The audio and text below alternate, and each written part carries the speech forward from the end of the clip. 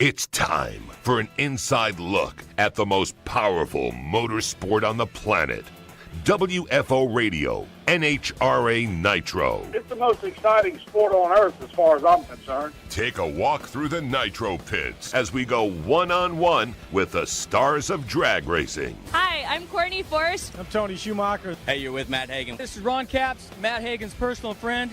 You're on WFO. Featuring the NHRA's Alan Reinhart. Our events are truly an experience. They're not just a spectator event. They are an experience. So get in, sit down, and hold on with host Joe Castello as he goes WFO.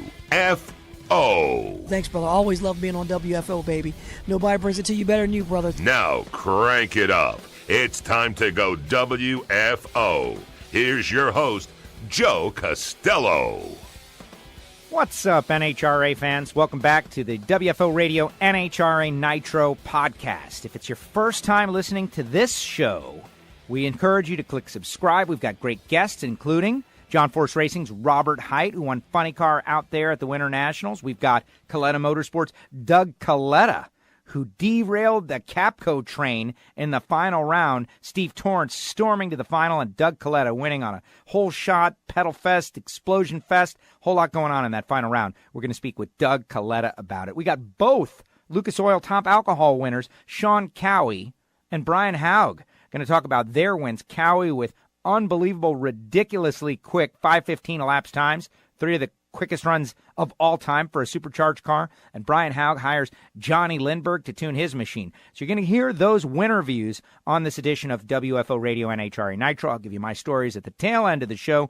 Alan Reinhart's queuing up. We're going to hear from Alan. Where is Alan Reinhart? Now you might be wondering, what about Bo? What about Bo Butner? Bo Butner going to join us next week as we get ready for the Magic Dry Arizona Nationals. Bo's still getting back from travel, the rain postponement, and all of that stuff. Now, if you're new to the show, we hope you subscribe. We've been doing this for 10 years on WFO Radio and absolutely loving the fact that so many new people are catching on to the podcast deal. And you can go to Apple Podcasts, you can subscribe, write a review, or you can download the free WFO Radio mobile app for iOS or Android. We've got our Ignition show. We've got our Fantasy League, our NASCAR Fantasy League. Get your name on the trophy. All kinds of good stuff happening at this time of year. You know what else we've got? We've got some great sponsors that make this show possible. Yes, it happens because of the sponsors like Hangstafers.com and Hangstafers Metalworking Lubricants. Check them out. People with shops, people who are doing and building and making not only a shop but a factory. They've got something that can help you be more efficient. They're all around the world with Hangstafers.com. Cat Spot Litter and Magic Dry. The Magic Dry Arizona Nationals coming up next race. Going to be very cool, very fun. Saw some of the folks at the NHRA using Magic Dry on the starting line, and I was thinking, hey, pretty cool. CatSpotLitter.com, Magic Dry. If you've got a cat, get Cat Spot. If you've got a factory, get Magic Dry. Motorsportsguys.com, Terry McMillan, career bests. Again, Terry McMillan continues to run quicker and faster and improve. And it just goes to show you persistence does beat resistance. Next time you need a little Amalie motor oil for your oil change, go to motorsportsguys.com because you can get the oil and the filter and all that stuff right together as well as parts, pieces. Motorsportsguys.com. Also, Frank Hawley's Drag Racing School, the Dragster Adventure. Very excited to be promoting the Dragster Adventure and all of Frank Hawley's classes and schools once again here in 2019. The Dragster Adventure, though, is the best way you guys, as like a listener or a fan of the sport, can experience what goes on behind the wheel of a dragster. Right, big block Chevy sitting behind the roll cage. You're doing the burnout. You're strapped in there. It's not like a ride-along. It's a driving experience. It's the Dragster Adventure. Go to frankhawley.com to find out more.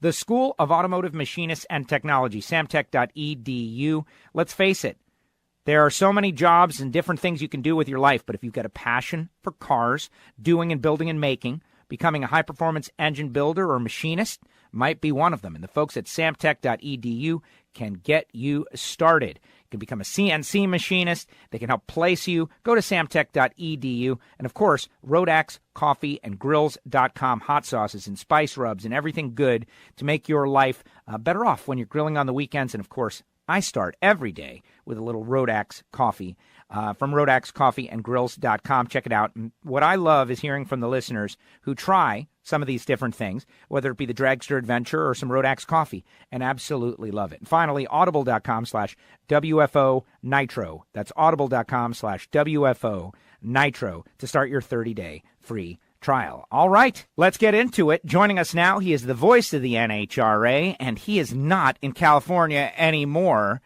Alan Reinhart, where in the world are you? I am actually in the airport in Istanbul. I left as soon as the parachutes came out in the Top Fuel final, went straight to the airport, got on an airplane, and I'm changing airplanes now, headed back to Doha for the finale of the Pro Mod racing season in Qatar. Going back to Doha, to Doha, to Doha. That's cool. You're a regular world traveler. You've already got more miles this year than all of last year, probably. Well, that's part of the thing. Is like Loans really annoyed me last year because he got more miles than I did overall, even though we both made status. So this year I decided I'm going to get off to a big start. You're going to be unbeatable at this point. All right, and since you're international, let's dive right into it. The Winternationals, rain postponed till Monday. First race of the year. Bottom line, though, I feel like it was a good event. Doug Kalitta able to go back-to-back. Bo Butner able to go back-to-back. Robert Hight picking up the win. Steve Torrence making the final round. The big players all played. Where do you want to start? I guess we should start in Top Fuel, where Doug Kalitta ends the reign of terror, at least temporarily, of Steve Torrence and the Capco boys. Yeah, it was really a heck of a race. As I wrote on Twitter, I'm never going to complain about a great drag race, and that was a great drag race. I do, however, wish we could have had that great drag race on Sunday. We had a fairly decent crowd for Monday. Certainly looked like a number of people were playing hooky from work or had made some kind of arrangements to come out, but it just would have been nicer to put on that show in front of a big crowd. Doug Kalitta had a pretty good car all day. Steve Torrence really looked unstoppable. I mean, he continued on with, low ET in first round and the bye run in second round. He ran low ET again, ran another great run in the semis. And then in the final round, both he and Doug hazed the tires through the middle. Steve's car blew the blower off of it, and Doug's car didn't. And that really was the difference because Steve was out in front when his kabanged. But, the old story, it doesn't count until you get to the finish line. But Torrence was, and again, you don't get on a streak like that without winning close ones, without having some good fortune. He won a, little baby hole shot race with Mike Salinas in the semis. And I think in the final, both of them knew that, hey, we're going to have to run about a 64, 65 if we want to win this thing. Both of them smoked the tires through the middle, and Doug got away with it, and Steve didn't. So the streak is over, but it still is certainly one for the record books, and the Capco boys ain't going anywhere, believe me. Absolutely, yeah. It's funny whenever you see a 4:08 to a 4:01.4, 269, the high mile per hour of both of them, and it was a whole shot that got Doug to the finish line first. That's kind of cool, though. That's dramatic in a different way. Okay. Was it a whole shot? I don't remember that. I know that it, like I said, they both blew the blower off of it. Doug's mile an hour was better because his was still running, but I didn't recall it being a whole shot. Well, the ladder on NHRA.com has Doug with an 0.57 and Steve with an 0.82 and Steve with the better elapsed time. So, that's what I'm going from. Okay. I can't believe I would have missed that when I was announcing the race, but like I said, I just don't remember that. Anyway, it was, Steve certainly appeared to be out in front when his blew the blower off of it, even though they were both spinning the tires, and then Doug was able to get his to the finish line. Very interesting. Some big highlights of the race. The emergence of Austin Prock, big round one win against teammate Brittany Force, but the way he did it, right, pedaling the car, leaving first, even have a problem in the shutdown area in a misting situation, and he got it to a stop. That was a great first round win. Everybody was fired up, including Snake. Yeah, I mean, I think the kid's got it. There's no question about that. And as we've seen before, and I think Tanner Gray's a good example of this, guys that have a racing background of driving cars that are loose, dirt cars, whether you're driving them sideways, sprint cars, midgets, modifieds, that kind of thing, adapt very quickly when you've got to make driver adjustments to the car, even though our cars certainly aren't moving around as much as theirs are. But they've seem to have really good car feel. If the car does something, they respond quickly, they react quickly. And I think, you can say the same thing about Austin Prock. The car rattled the tires, he pedaled it, he got it cleaned up and go. And then, as you mentioned, got it stopped at the other end when the parachutes didn't come out. Another racer that had just a great weekend, Terry McMillan, continues to step forward. He got 6 final rounds last year, won the U.S. Nationals. They front half to the car, an in-house front half. We made a thing about that. and they go out there and they were like lighting it up, taking down Richie Crampton with a 71, taking down Leah Pritchett. Comes up a little bit short against Doug in the semis, but the performance of that team continues to move forward. Exactly. And the 369 that he ran was a career best for Terry. With a bunch of a bunch of new guys on that team. They seem to be gelling fairly quickly, and trial by fire is a good way to get your teammates, welded together, so to speak. But we were on quick turnaround yesterday, and they got it done. They brought the thing to the starting line every time. It made good, clean runs. Nothing fell off of it. So I think Rob is proud of A, the car he built, and B, the team that he's got in place right now. Even though it's still early in the season, as you said, great start. Great start. Moving over to Funny Car, but before we do that, the prop bet discussion we had about Shawn Langdon and Mike Salinas, I was thinking about that all weekend, right? They were both running great. Then Shawn goes out early. Mike Salinas goes to the semis, loses just by a whisker. That's going to be fun. Which one can put it in the winner's circle first? They're both going to. I'm convinced of that. And I'm sure I said Shawn Langdon was going to win last year as well. But they have kind of a new attitude and certainly a new focus over there to try to get that car to be a little bit closer to what JR's car is, to try to be able to use the two of them to tune back and forth to trade information. That certainly is going to be good for Langdon. So it'll be fun to watch. Mike Salinas had a good car, is going to have a good car. They'll both get there. We'll just see who gets there first. Funny Car, Robert Hight, Auto Club, Camaro takes the win. And, Funny Car is a wide-open category, and there's a lot of really good runners. But this feels like a pretty dominant win coming in, number one qualifier. Sets low ET of the meet, takes down Terry Haddock, takes down Tasca, takes down the boss, John Force, and goes on to beat Jack Beckman in the final round. One of those little baby hole shots, 1,000th of a second slower on the track, but got it done on the starting line. Great start for Jimmy Prock, Robert Hight, Chris Cunningham. It really was. And the Funny Cars top to bottom ran great. The first round, I think, was the most amazing when almost all of the cars in the left lane were having some kind of an issue. Clean runs in the left lane didn't happen until John Force shows up and runs 389, which was low ET of the entire round in the left lane and also top speed of the meet. And then from second round on, I don't think there's any question lane choice didn't mean anything. It flip-flopped back and forth. Guys with lane choice to choose the right once and the left next. So there wasn't anything to be said there, but a lot of side-by-side 80s, a lot of side-by-side 300s. We had a side-by-side 334-mile-an-hour run, and that doesn't happen very often. That was a Funny Car race that, yes, Robert won it. Jimmy and the guys did a tremendous job, but I'm not sure I'd call it a dominant performance because there were so many other cars that were right there on the performance level. Funny Car's been fun to watch for the last 6-7 years, and I don't think this year is going to be any different. John Force, I'm feeling like John, they got that 150th win out there. Brian Karate and that team, they've got things going. They've had a good start to the season, going on to the semifinal, a good start for the 16-time champ. And that 333, we had these discussions about the track prep all last year, and there was wondering about, does this mean the big booming performances that we all love to see are gone? And now they're back. Well, it was certainly chilly out there. Track temp got up into the mid-90s, which is pretty good for the cars, but the air was cool enough that they could make decent horsepower. The sun certainly wasn't baking the glue off of the racetrack. I think it was just a matter of where the conditions came together and the crew chiefs were able to take advantage of it.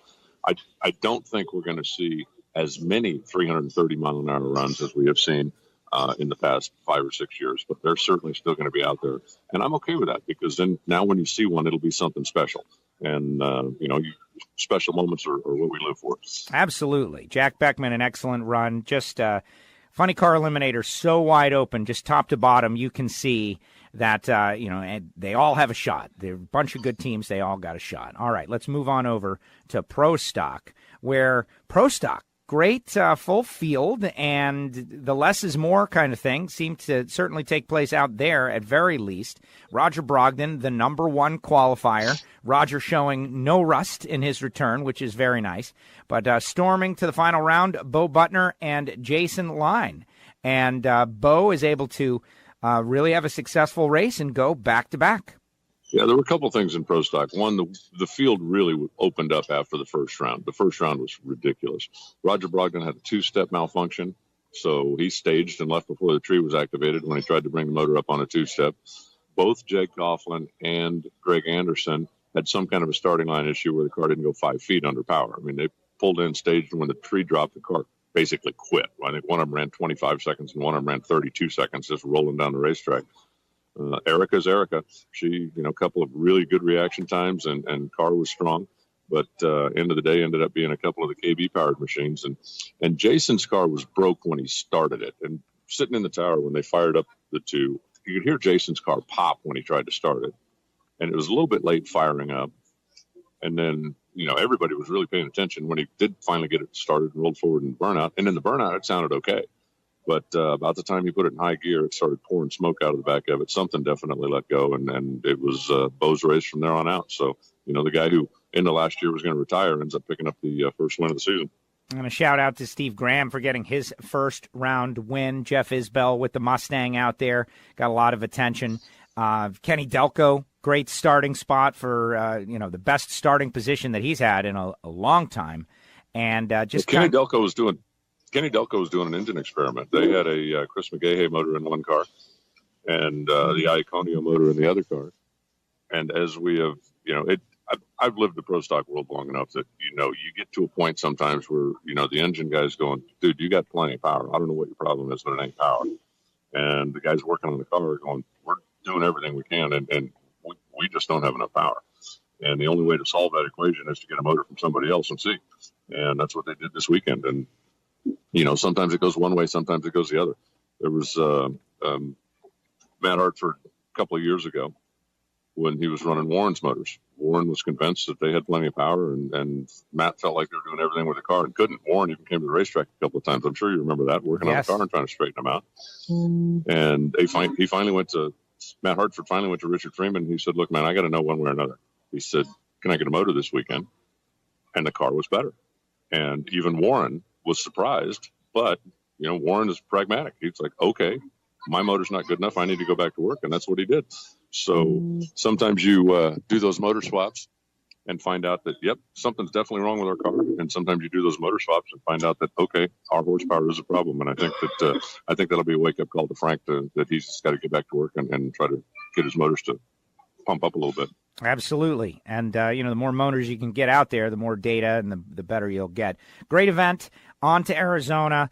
Alcohol winners. Shawn Cowie, living with that 5:15, takes down Matt Sackman. Matt was on the show last week, goes to the final round, just comes up a little bit short. Cowie, kind of a bad reaction time, but the car able to just thunder down the track, get there. Funny car, Brian Hough, top alcohol funny car win. Jonnie Lindberg, the tuning debut, well, not really, but for the full season this year, gets him down there, takes the win. Scott McClay in comp eliminator. Ryan McClanahan, super stock. Doug Gibson, stock. Kevin Wright, super comp. Pete Zach in super gas. Bart Smith, top sportsman. John Taylor Jr., top dragster. And Doug Vansel sort of avenges the final round of last year by taking down Ty Tharp in the final round at this race. It's going to be very interesting to go back-to-back at the Winter Nationals. Anything you want to highlight out of those Lucas Oil Series racers? Well, you kind of breezed over the performance that Shawn Cowie had, but he made the 3 quickest runs in the history of the sport for a blown car. That thing is just running incredibly well right now. Qualified number 1, and the run he made there was top 5. I believe now he's got 6 of the top 7 ET runs all time, and Norm Grimes has 7 of the top 7. So if they can keep the car running like that, he certainly is going to be a force. And, Joey Severance was not good all weekend, and he would tell you the same thing. But, that was certainly a highlight. Brian Hough, that's the first win for him in 4 years. So, Jonnie Lindberg coming in and showing him that, look, you've got all the right parts and pieces. You just didn't quite have them put together right. Didn't have the tune-up combination quite right. And I think that was a wake-up call for Brian. Doug Gordon make it to the final round. He's been solid for the last 4 or 5 years. He's going to be a player again this year. Should be a fun year in alcohol, no question. Very good. Now, Alan, I know you're out there in Turkey, you're in Istanbul, and I got to tell you, I wonder if the audience feels the same way. You've never sounded better on WFO. You sound like you're in the room. You're with us here. Well, you finally got your Skype thing to work.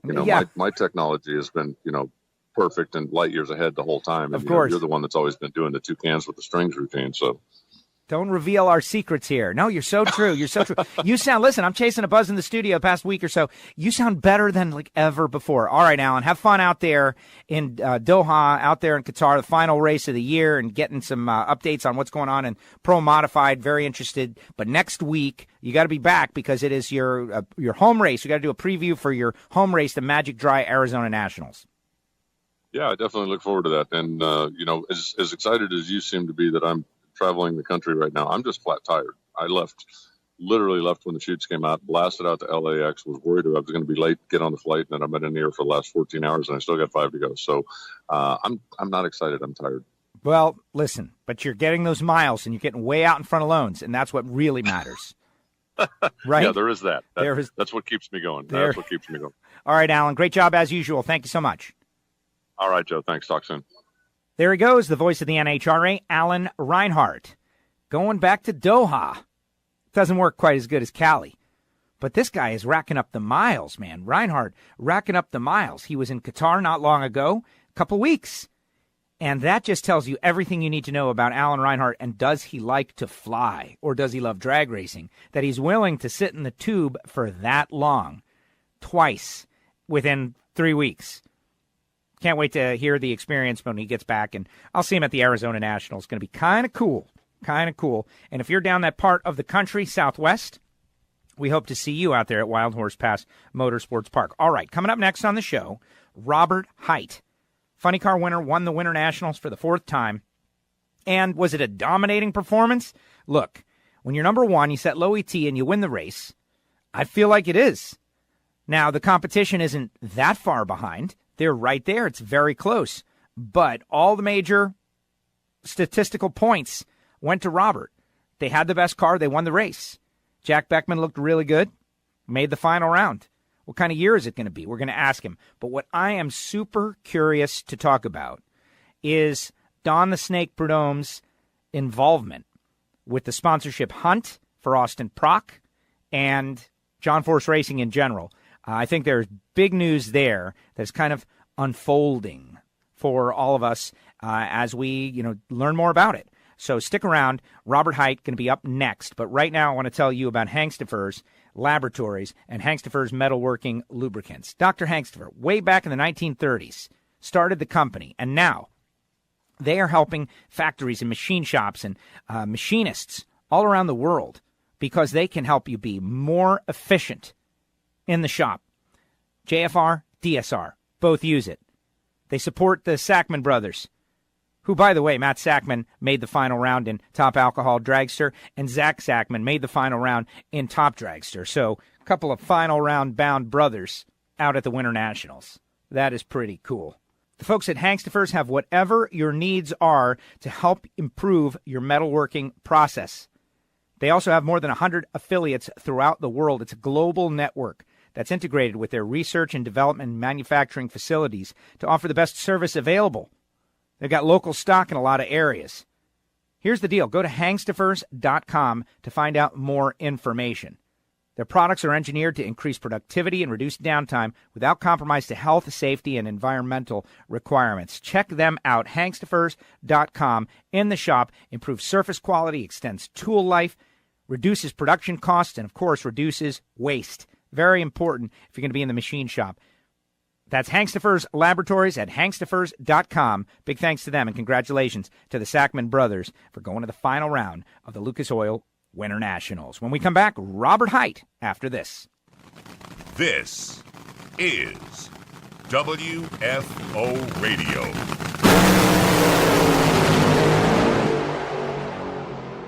Hey, racers and race fans, I want to tell you about the motorsports guys. Terry McMillan from Elkhart, Indiana, has got a new venture, and we want you to hit the website at motorsportsguys.com. It's going to be a one-stop shop. They're going to have it all, but most importantly, oil, Amalie, better than it has to be since 1903, available at motorsportsguys.com. Check it out. Bookmark it, motorsportsguys.com. Terry McMillan stepping up as a supporter of WFO Radio. Check him out, motorsportsguys.com. Hey, this is Scott Palmer, driver of the NHRA Cat Spot Litter Top Fuel Dragster. Do you have a cat? Go to catspotlitter.com, order it today. All natural product, made out of coconuts, 100% biodegradable. All you NHRA fan, cat owners, support our team. Go to catspotlitter.com. Hey, this is Joe Castello, and we'll be back to the show in a second. But first, I want to tell you about CompetitionPlus.com. There's a reason CompetitionPlus.com is the leader among drag racing electronic magazines. Their trained staff is always on alert and always asking the tough questions. The end result is hard-hitting drag racing journalism with up-to-the-minute reporting. For over a decade, CompetitionPlus.com has been a pioneer as drag racing's go-to source for the latest in news, race coverage, and high-quality photography. Their trained staff thrives on getting the inside stories, and their columnists study their topics before they hit their first keystroke. When it comes to covering the races, they leave you feeling as if you've actually been to the race. CompetitionPlus.com is an honest-to-goodness, free drag racing magazine published by the most passionate of drag racing fans, who just happen to be journalists. Don't wonder what's going on in the drag racing world. Be in the know daily. Log on to CompetitionPlus.com. Subscribe to WFO Radio on iTunes. Never miss a show. And don't forget to write a review. WFO.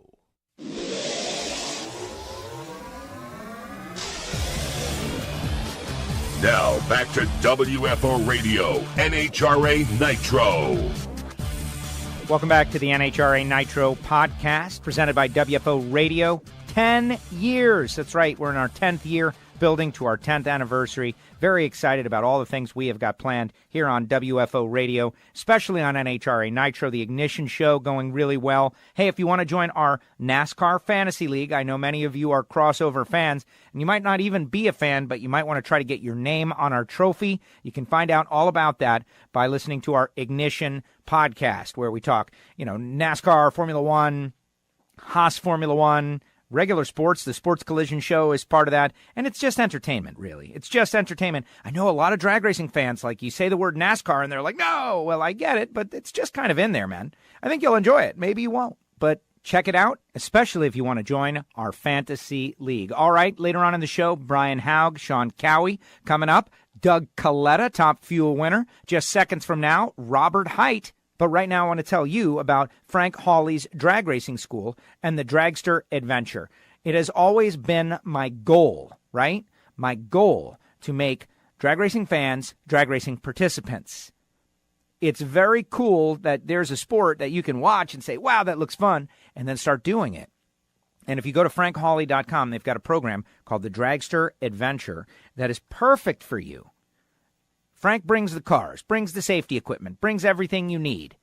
You can go 130 in the quarter mile. You can go 0 to 60 in 3 seconds. They travel somewhere close to you. Maybe not like to your door, but a track near you.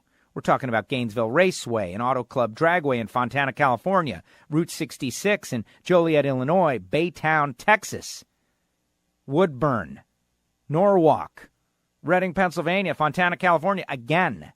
Just an example. Go to the website, frankhawley.com, or give them a call, 866-480-7223. Look at that. Aeromotive named the official fuel system for Frank Hawley's drag racing school. That is cool. And, Steve Matuzik. We heard Erica Enders talk about Steve in our Facebook Live, which you can find on NHRA's Facebook page, which was very fun, kind of playing tag with the Elite Motorsports crew. Had a good time and all that. And look at that, Aeromotive, now the official fuel system for Frank Hawley's drag racing school. Look, the Dragster Adventure, it's something fun for you to do. It's an experience. Maybe you are evolved beyond that. You want to get your Super Comp or Super Gas license. You can even bring your own car. Go to the website, find out more information, and of course, tell them you heard about it on WFO Radio. 866-480-7223. Do it now. All right, rolling on. Joining us now, the funny car winner at the Lucas Oil NHRA Winter Nationals, presented by Protect the Harvest, #1 qualifier, won the race, Robert Hight. Robert, welcome back to WFO. First time, first race. Congratulations. Thanks for having me, Joe. It's been a long winter, and good to talk to you. Yes. So we heard that the test session went very well, and that seemed to translate right into the Lucas Oil Winter Nationals. You guys were steady. The whole field is really tough. But in the end, you were #1 qualifier, you were low ET, and you won the race. That, to me, that's a strong statement. Yes, I agree. But when you look at it, we weren't that much ahead of everybody else, and everybody started stepping up on Sunday and running better. And there was a lot of cars running, in the 80s, and some of those cars didn't go testing.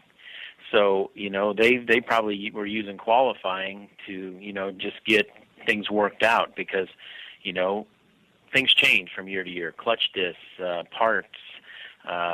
Track prep. There's a lot of things, and you have to adjust to it. So we had the luxury of going over to Phoenix and making a dozen runs, and things went well there, and we rolled right into Pomona and hit the ground running. But I look at this field in the funny car, and I feel that this is probably going to be tougher this year than it was last year, and that's saying a lot. So. To come out and get a win this early, the last 2 years, I've went down to the last day with a chance to win the championship. In 18, we got it done. 17, we got it done. 18, we didn't. And both of those years, I didn't get a win till June, July. So, I'm feeling good right now that this early in the season that we got a win and we're running so well. Tricky Tipster, the odds maker, who, we don't know exactly who he is, but he makes odds. He's got you the favorite to win the championship. And I had a couple of conversations out there, and I thought that, maybe JR and his team might be annoyed that they're not the favorites. And somebody said to me, they're like, hey, man, but, gun to your head right now, who's the favorite? And it's like, boy, Jimmy Prock, Robert Hight. That's just a tough deal. And so that's in line with the odds makers. They had you at 3-1 or something, 2-1, which is, that's crazy short odds for any funny car deal. It's so hard to win at all. But you've got to have that sensation that you've got Jimmy Prock, you've got John Force, you got Chevrolet, Chris Cunningham, a great team. You want to make some hay. You already got a championship last year or 2 years ago. You got to capitalize on this combination that has been put together, this high-level talent combination.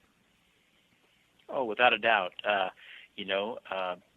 feel very strong about what we have here. Okay, I mean, I think we're going to be, we're going to be right there every year that we're racing with, the resources we have and the people we have. John with Brian Karate and Dan Hood this year, that's going to be a stout car. Look how well Courtney did last year. So I'm excited. I like our, we went from 3 funny cars and 1 dragster to 2 and 2 now. And when I look at our dragsters, I feel that those 2 cars are going to be tough. And, used to be, it was pretty tough to have a double up. Schumacher's done it a lot, winning funny car, winning top fuel. But I look at it and I think we can do that several times this year. I'm excited. It wasn't an easy, path to get here. I can tell you that. This winter's been crazy, and to get Austin Prock licensed and to Pomona and look like we knew what we were doing, it was a lot of hard work. Well, I want to talk about that when we have the president of John Force Racing on right at the conclusion of this interview with driver Robert Hight, which you have to wear many hats, and you're always really cool with taking us behind the scenes. Let's do your race day, and then, there's several questions that I have. The Austin Prock debut, so great, such a great kid. I want your perspective. We're hopefully going to have him on in the next week or two, but let's talk about your race day where first round you had to go up against Terry Haddock, and, you guys with the 407 – had Terry gotten down, maybe things would have been different, but able to get through. Yeah. The conditions that we had first round were, they're abnormal for all of us, okay? You don't race on a, usually very, very few runs a year do you race on a track that is under 85 degrees. So, it's not like we have a lot of data. We had messed up Q4, under those same conditions. So, it's kind of a crapshoot. And, luckily we got down there far enough before mine came loose that I was able to get back after it, and we got the win. But we did lose lane choice. Yes, exactly. And you're going up against Eric Lane, who you know very well, and Mike Green, who took down the champ in round one with a 395. And so they are fighting and scrapping. Bob Tasca, as a driver, is a very good racer. But then there it is, low ET of the meet. 385.6, 331.60. You got a booming speed. You got low ET. You're off the starting line first. Track warmed up a little bit, probably coming into the comfort zone, and you were really able to throw it down. Yeah, exactly. And, we did it in the lane that most people, they weren't choosing the left lane if you had lane choice. But I think looking back on it, it was really good for us because the lanes are different at Pomona. The left lane has some bumps early, and it can create some tire shake, if you don't hit it right. But then the right lane is pretty smooth early, and it has a pretty big bump out there that really affects funny cars because it's right where you lock the clutch up. And if you're locking the clutch up going over that bump, it's over, okay? It's going to spin the tires, and that's what we did first round. So I think, honestly, we were kind of lucky that we didn't get lane choice, for the second round, and they would put us over in the left lane, and Jimmy navigated it perfect with the 385. It was low ET of the weekend, and that's where we stayed the rest of the day. That's one thing that I know for a fact blows the minds of observers, not just casual observers, that, all right, we got a 1,000-foot track there, and there's a topography. As minute as it might be, there's definitely a topography out there, and that you're actually, driving the car around certain obstacles in that very minute topography. Maybe it's a bump, maybe it's a hole in the track, a tiny little thing, but that you guys are navigating through it.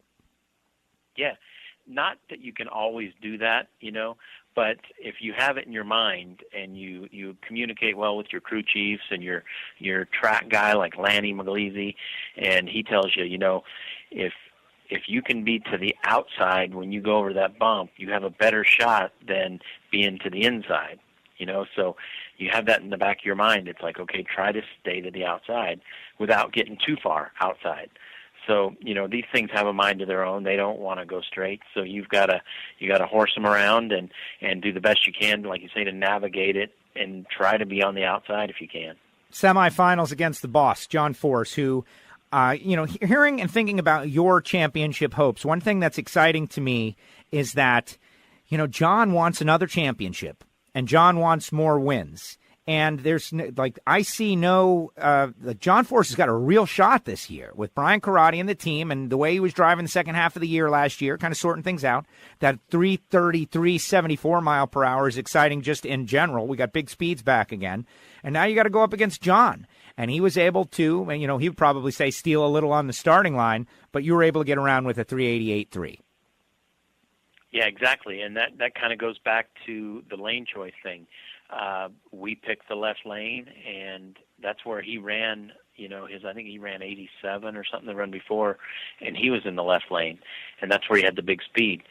So, we were able to put him in the right lane, and that helped us out. But, John's tough, and like you say, when he knows he has a chance to win a championship and he has a car capable of doing it, you're going to see a different John Force. You're going to see a John Force of old that, can step up to the plate and win at any given time.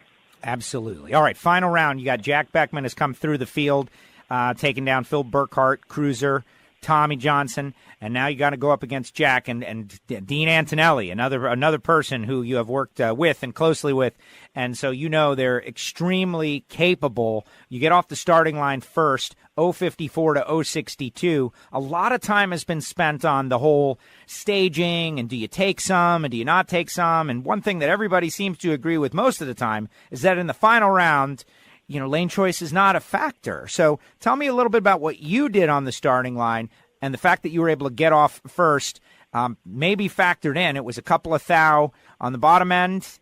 You were 1 thou slower on the top end. In the end, you got to the stripe by a couple of thou and won the race. Yeah, very, very close race. And I think your fans are going to see a lot of that this year. But basically, you're right, Joe. I try to shallow stage all the time. But in the final round, it's one less thing you can take off the plate and out of your mind. It's just roll and stop, okay?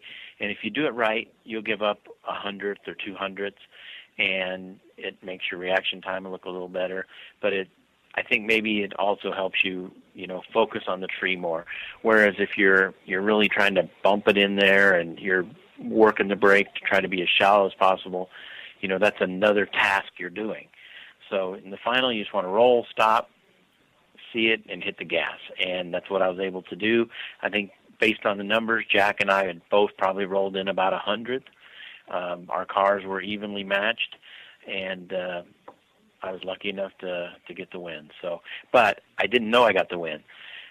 I pulled the chutes, and his nose popped out there on me, and for some reason the wind lights weren't working at Pomona. Maybe all the rain or whatever, but and I hear all this static on the radio when I asked my guys, did I win? And I still didn't know till I made the turnoff, and then they were pointing Jack to go to the right down there, and if you go to the right down there, that's not where you want to go. So they were having me go next to TV. That's when I knew I won. So pretty exciting. Very exciting. I look at Pomona as a major race, okay? Both races at Pomona. You start there, you end there. As a kid, I would go to the Winter Nationals on my own dime just to watch the teams work on the cars, because this is what I dreamed of doing someday. So to get 4 wins, at the Winter Nationals, I mean, that's pretty big, and still hard to believe. No, but you did it, and you got started off really strong. Congratulations on the win. And, one final point on that, roll and stop thing for fans that are interested. And there's been a lot of discussion about this. And the drivers, they like to talk about this because, a whole shot might not be a whole shot, and somebody, might go in deep, and you don't want to make somebody look bad. There's all these many things. But from my perspective, you're bringing the finish line, let's call it 3 inches closer to you. And it's really about getting there first. ET doesn't matter at all. Neither does reaction time. It's about getting to there first. And if the track can be shorter a little bit, that can make the difference. Exactly. There's a few runs a year where, you look back on it and you say, man, if I'd have rolled it in there, another inch or two, I'd have got the win. So it's crazy to believe that these cars with 11,000+ horsepower and the speeds and everything we're going, that you can have racing this close. It's pretty exciting, and there's a lot of cars capable of stepping up and running the number and winning at any race. So to me, I mean, you could go a long time the rest of the season without a win. So to get started like this is pretty amazing, but we want to keep it going, get on a roll. Had some new employees this year on my team. Jimmy Prock had a team together for a lot of years, and a few of them decided they wanted to get off the road. They had families, different things. So we have 3 new crew guys, and what made me the most proud was to watch the veterans on my team train these new guys in testing, work with them side by side, and come out here, and they were flawless, okay? No mistakes. They work well together, and just to see those guys, mentor the younger, newer guys, it was a lot of fun. That made this win pretty special. Awesome. Congratulations. Real quick, let's talk to the president of John Force Racing, Robert Hight. I'll get him for you. All right. There you go.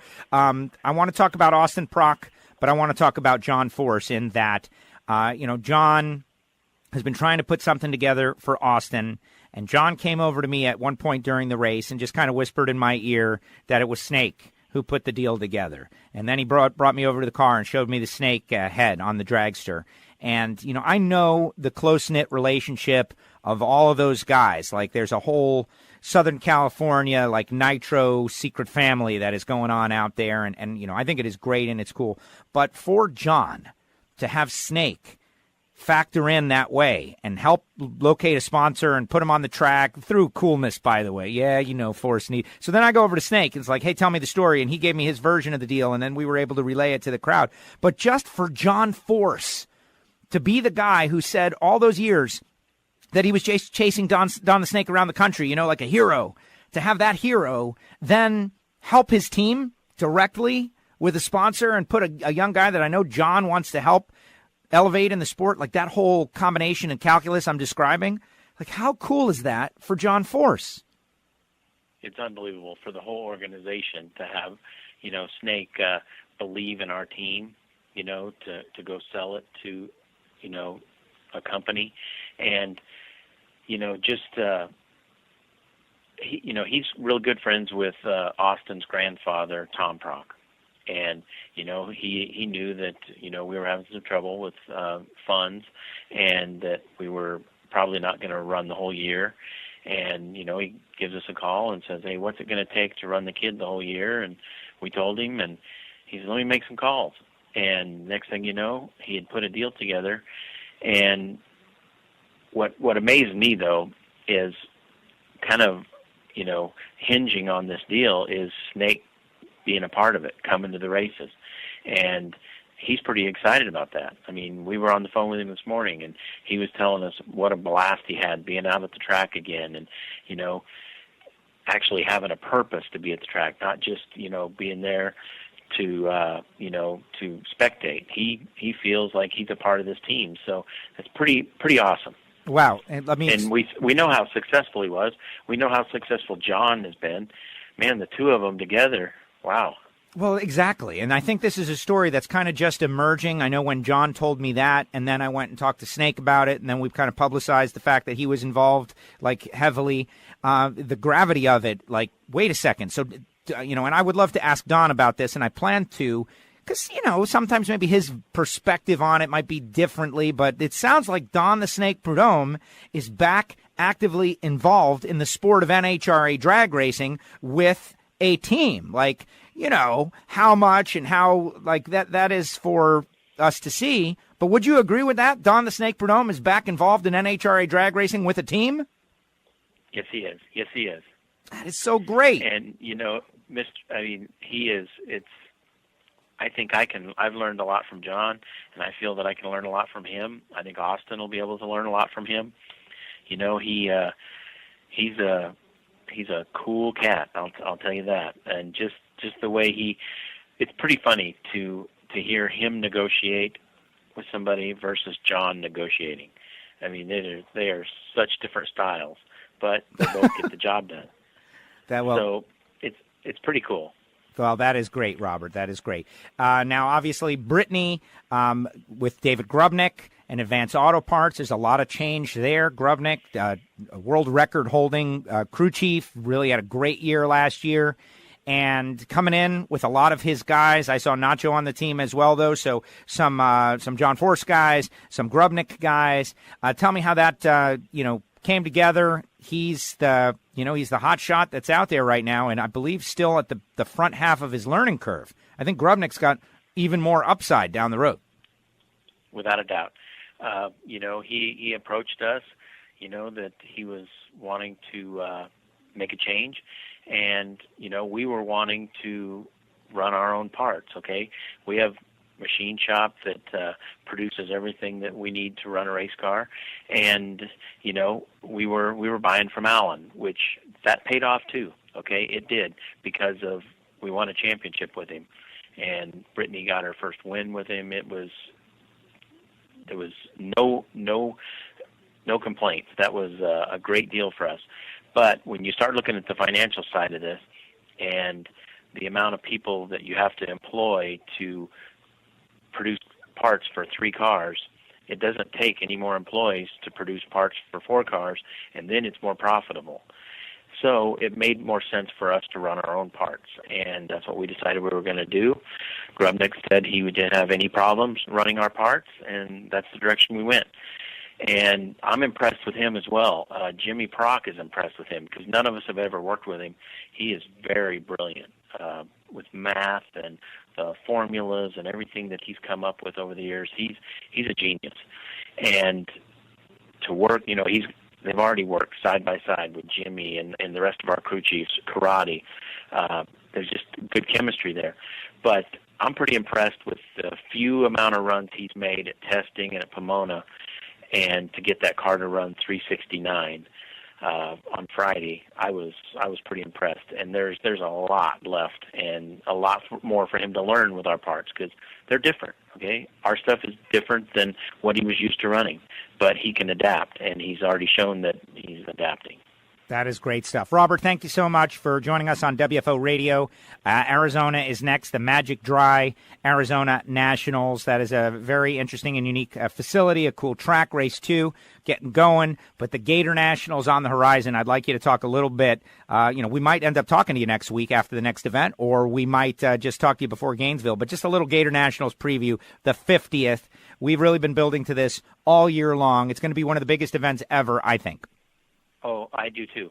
Like I said earlier, winning Pomona, that's a major race. I feel that Gainesville is a major race because it's the first race on the East Coast, of the season. Obviously, Indy, everybody wants to win Indy. That's the big one. Used to be that I always called Englishtown, New Jersey, a major. Well, I've been fortunate enough to win every race that I call majors except for Englishtown, and kind of bummed that it's gone now.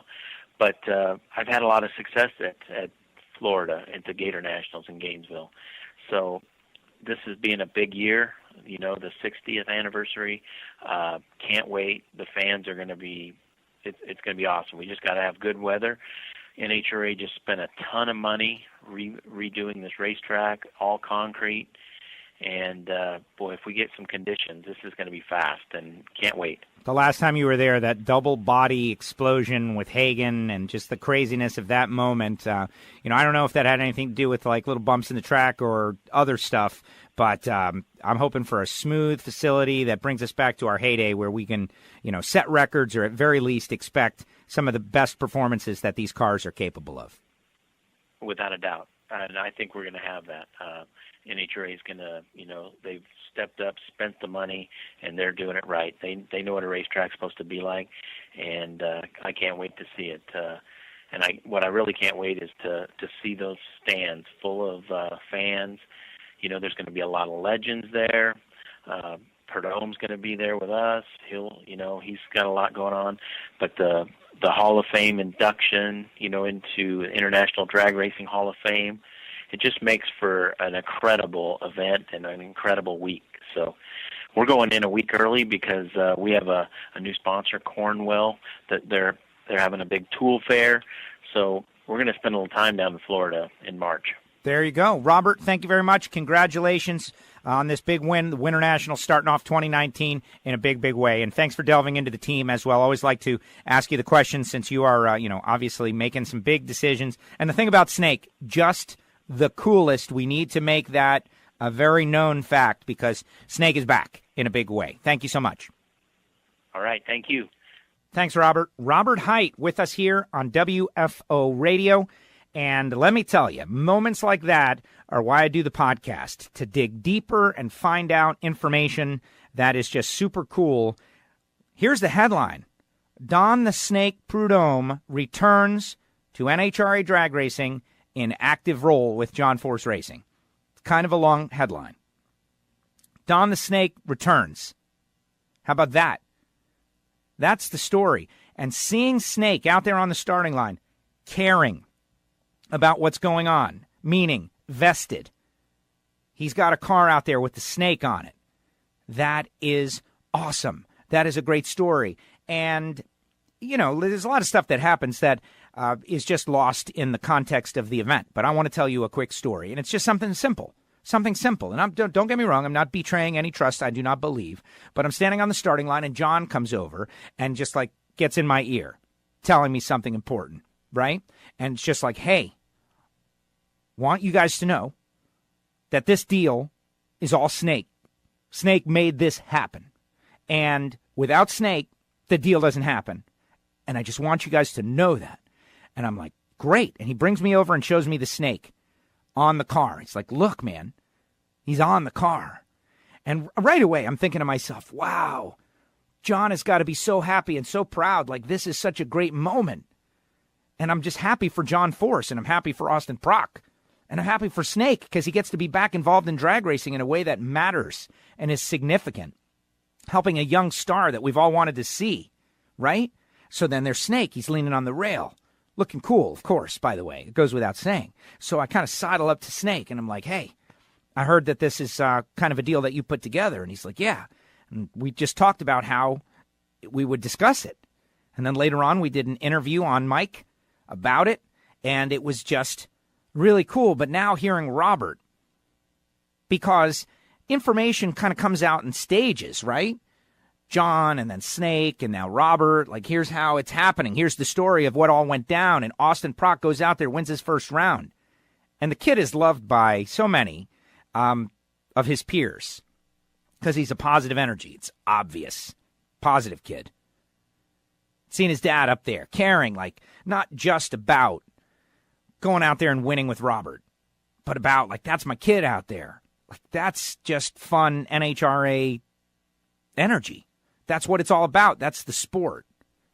The transfer of energy from, fathers to sons to keep the sport going. And the fact that Snake is involved is just so cool. So Don Prudhomme returns to NHRA drag racing in an active role with John Force Racing. And he's going to be at races. How many races? I want, that would be so cool. Well, we know he's going to be in Gainesville because he's got a little unfinished business. But I think it is a cool story, and a lot of people were already rooting for Austin Prock because the kid, and he's a great talent. Like the way he won his first race against Brittany, the way he won, pedaling the car down the track. Really good stuff. And thanks to Robert for coming on the show and sharing that with us. And big news. I think it's big news. I think it's headline news all across drag racing, which is very, very cool. And much appreciated. Thanks to Robert for sharing that. All right, when we come back, we're going to delve into Top Alcohol Funny Car as we're chasing around drivers and seeing what's what. One of the big stories out there was Brian Hough winning the Winter Nationals with Jonnie Lindberg tuning. And we love the Lucas Oil Series. And this is a big move. Brian brings on Jonnie and goes out there and wins the Winter Nationals and now is going to try to win a title. And he has got one of the best on board with him. We're going to talk with Brian Hough after this, but right now I want to tell you about Magic Dry and CatSpotLitter.com. Magic Dry, the official organic absorbent of NHRA drag racing. And I decided to say that on the mic when Scott Palmer is up there, in like big voice, and that was a great big challenge. Like halfway into it, I was like, what are you doing, crazy person? This is ridiculous. This is not the kind of thing, official organic absorbent. But it worked out. And the fact is that Cat Spot Litter is still on board. And so they're going at the NHRA community in a couple different ways. Like if you've got a cat, get Cat Spot. But if you've got a shop or a factory or a large industrial business, or you happen to be in like drilling or something like that, then Magic Dry is for you. And you can find them both online, CatSpotLitter.com or Magic Dry, and purchase online. Now, I like to go after the fans. But we've heard it over and over again that drag racing and drag racing sponsorships are business to business also. So in the end, it's all people. It's all people. So when you hear one of our sponsors here on WFO Radio, know that you're helping the sport grow and expand. You're helping this show. You're helping keep Scott Palmer on the track. Palmer lays down like career bests and goes up and smoked first round. Would have been a very tough round to win. I know they want to go down the racetrack, but a very tough round to go out there. Would have needed like excellent reaction time to get around first round opponent. Went up and smoked. But that doesn't even matter because they're headed to Wild Horse Pass where they have had their career best. They went to the final round a year ago. And I am not cutting out Sunday night. I'm going to be there in case it happens. But go to CatSpotLitter.com. Check out what they've got. It's a subscription. You don't have to carry around a big heavy bag of cat litter around. The cats love it. The people love it. It's 100% natural, easily disposable, and much better for the environment. Check it out, CatSpotLitter.com. And, of course, Magic Dry, the official organic absorbent of NHRA drag racing. There you go. When we come back, we're going to get into it with Top Fuel winner Doug Kalitta. It ain't just wide open. It's WFO.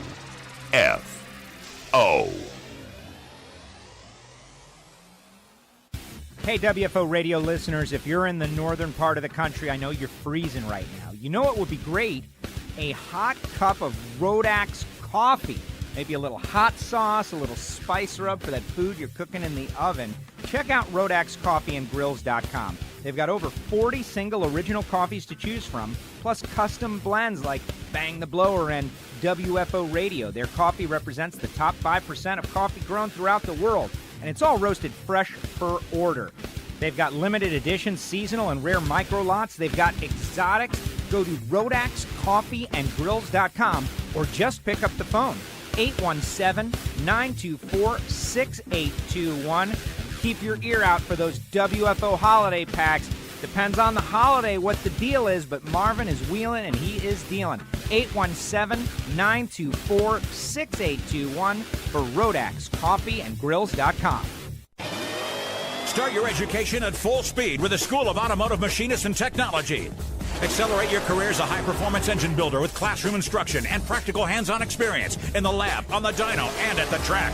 In addition to the block, head, and CNC programs, SAM now offers motorsport, EFI tuning, and an Associates of Applied Science degree. And SAM is a military-friendly school, approved to train veterans and other eligible persons under the GI Bill. Start your education at full speed. Go to samtech.edu today. Drag Racing Edge. That's the magazine. Subscribe online. Get the issues, $24.95. Keep up with your favorite sport, whether it be NHRA Mellow Yellow, Lucas Oil Series action. They cover drag radial. They cover it all. Drag Racing Edge magazine. WFO Radio is brought to you in part by Extreme Velocity 3 Drag Racing. Download for your mobile device. Win your way on the show. WFO. Now, back to WFO Radio, NHRA Nitro. Welcome back to NHRA Nitro here on WFO Radio Podcast. We would encourage you to subscribe on Apple Podcasts, but we also have a free mobile application you can download, and you would enable push notifications, and you'll be up on everything WFO. NHRA Nitro, Ignition, our sports collision show that's buried inside Ignition, and you'll get all the updates and news right there on the own WFO Radio app for iPhone and Android. People love it. And you can pause and jump ahead 30 seconds and listen at a higher rate of speed. All kinds of good stuff there.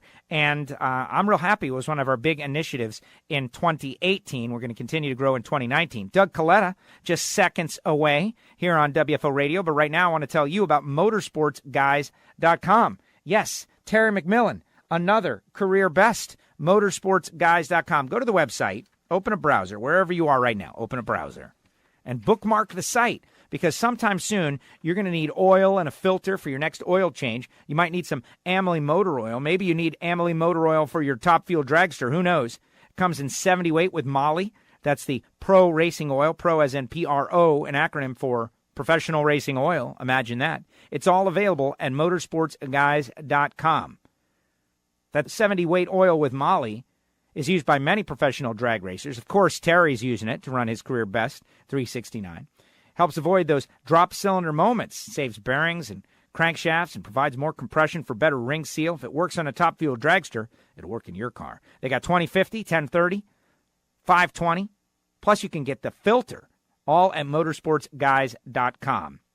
Plus, they've got other parts and pieces, too, like K&N filters and all kinds of performance stuff from All-State Performance and high-performance parts from Motor State Distributing and Lane Automotive. Go to the website. See if they've got what you need. Wolf's Head, Molly Filters, K&N, they got it all, motorsportsguys.com. And if you use the promo code at checkout, WFO, add that Vegas Win Tribute hat, and the hat will be free. Say what? Yep, motorsportsguys.com. Try some Amalie motor oil, better than it has to be since 1903. Next up, our top fuel winner out there at the Lucas Oil Winternationals. He derailed the Torrance Capco train in the final round. Doug Kalitta goes back-to-back at the Winternationals. Doug, congratulations. How are you? How did it feel? Yeah, it felt great. Appreciate the call on this, and big relief, though. Like you were saying, Steve and his dad, they've got quite a combination going on right now. So to get by both of them in the same day, it was huge for our team. Troy Fashing, I want to talk about this guy. I went over, I had a conversation with him. I know he's been with the company a long time, and getting his opportunity to headline one of these cars. And I was staring at him, Doug, and I was thinking to myself, this is an untold story right here. This guy is getting his opportunity, and I wish I had gone bigger with it, because you guys go out and win the race. Yeah. Yeah, Troy, like you say, he's been with us a number of years. Does a great job. He's worked with Jim. He's worked with Connie. He's working with Rob Flynn right now. And, just real proud of what he's got going on there. And we're definitely just trying to come up with a good, simple combination that we can, run low 70s with. And he's definitely, the guys there on my team are definitely sneaking up on that. So real proud of him. So one of the best levers in the category traditionally, and able to keep that going here on this given day.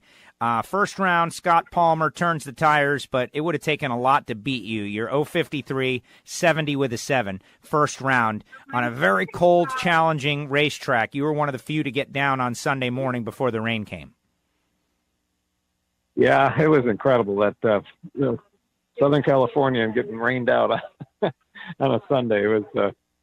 But it sure came down, and it was pretty cold. So it was probably just as well, because they were definitely struggling keeping the track dry throughout the day.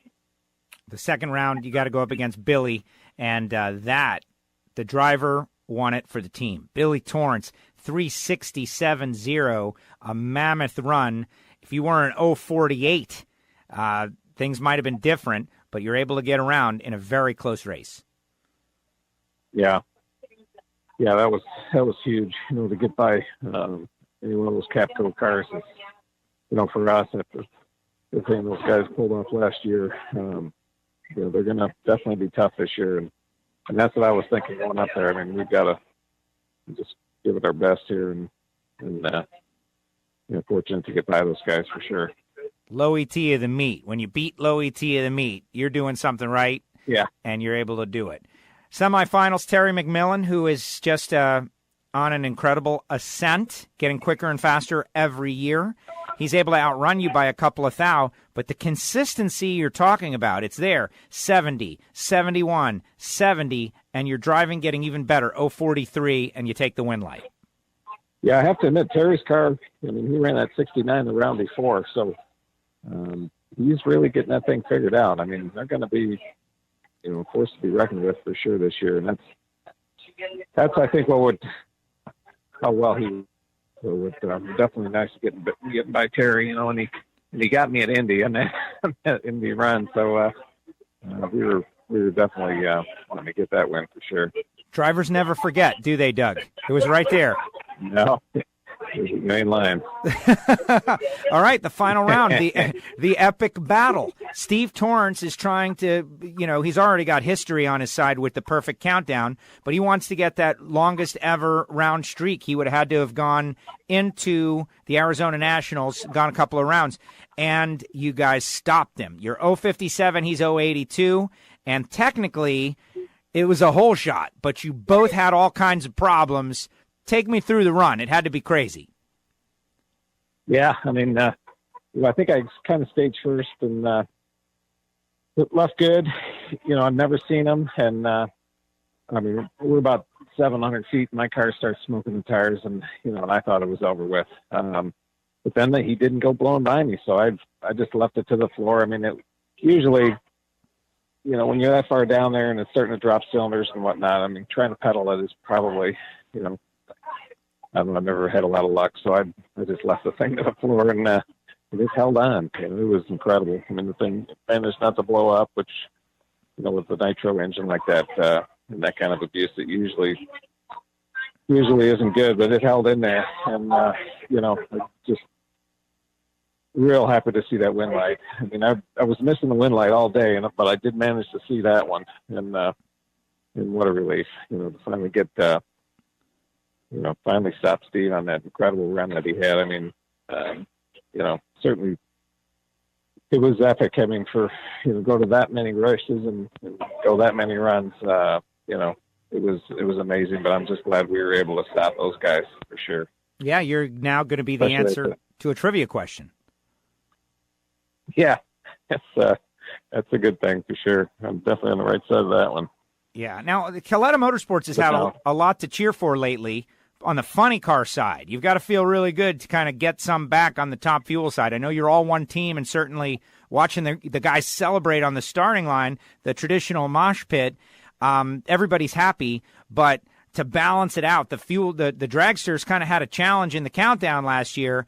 You've got to feel great to kind of bring a Wally back for the Top Fuel side. Yeah, you ain't lying. Richie's doing a great job, and I think this year is going to be a good year for both of us. And it's kind of his 60th year with the NHRA out doing this thing. So, that was a great way to start out his 60th year, and no better way to do it with really any of our cars. But real happy that it was my day, because in the countdown, we made it 1 or 2 rounds, is about all we were doing. So just to be able to go rounds, was just so much fun. It's definitely, that's what it's all about. So, me and my guys, we were having a lot of fun for sure. You've been doing this a long time too now, Doug. Connie, 60 years. Okay, that's unparalleled, just unbelievable commitment to this sport. But you've been around a while, and I watch you. You're enjoying this. You're loving this. And, here we are at the start of 2019. When you look outward at the season, there's Wallies to win, cool things like the Gator Nationals, the 50th edition, though. But, give me your, general outlook now that you've got one already in the bag. I've been out here for 21 years this year. Like you say, I'm really enjoying what we're doing. It's just great to be able to get a team together and everybody's pulling together, and the communication's good amongst all our crew chiefs, and so we're all working together. I have to say too, Chad had we've got him as the guy that's overseeing all of the 4 cars and communicating with all the crew chiefs and working with Connie real well. So he's brought a good level of communication and passion to all of us doing what we're doing. So, but I'm pretty excited about this year. Troy and Rob Flynn working together, and with my team, that we had 2 guys that we've changed out this year, which they're doing a great job. So it looks like it's all coming together. So if we can just keep our heads down and just keep trying to motor through the rounds, and we'll see what happens. But I mean, this should be one of my best opportunities to be there at the end here and contend for the championship. I mean, that's really what the ultimate goal is, and I'm really hopeful we can be in the hunt.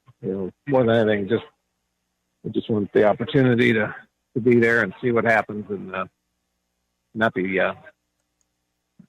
going out early in the countdown races is really what it's all about. So, yeah, it should be good. Well, Looking I agree. forward to it. I agree, Doug, and I thank you for coming on the show. Congratulations, going back-to-back at the Winter Nationals, just a big deal right there. And I can tell you guys are loaded this year, and it's going to be tough. It's going to be very tough, but a lot of fun to watch. Yeah. Well, we appreciate everything you do, Joe, and thanks for having me on your show here. Thank you very much, Doug. Safe travels. We'll see you in Arizona for the Magic Dry Arizona Nationals in 2 weeks. Thanks for coming on WFO Podcast. Okay, take care. Thanks, everybody. See ya. Doug Kalitta with us here on WFO Radio, NHRA Nitro. Yeah, derailed the Capco train, and that is great for the sport. Now, obviously, the Capco boys still the favorite to win everything every time they go to anywhere, and had a problem, started spinning the tires, and etc. You right? Sometimes you lose. It's drag racing, but the streak is over. And a new streak will begin, and who will be the person to rise? And just really cool. Thanks to Doug for coming on the show. Doug Kalitta, keeping the whole thing going over there, getting it going for the top fuelers at Kalitta Motorsports. and I really appreciate Doug calling in here on WFO Radio. We got more to come. We got the alcohol winners, Shawn Cowie and Brian Hough, going to be on the show. I'm going to do a little discussion during my time a little bit later on in the show. But right now, I want to tell you about RodakCoffeeandGrills.com. Marvin Rodak.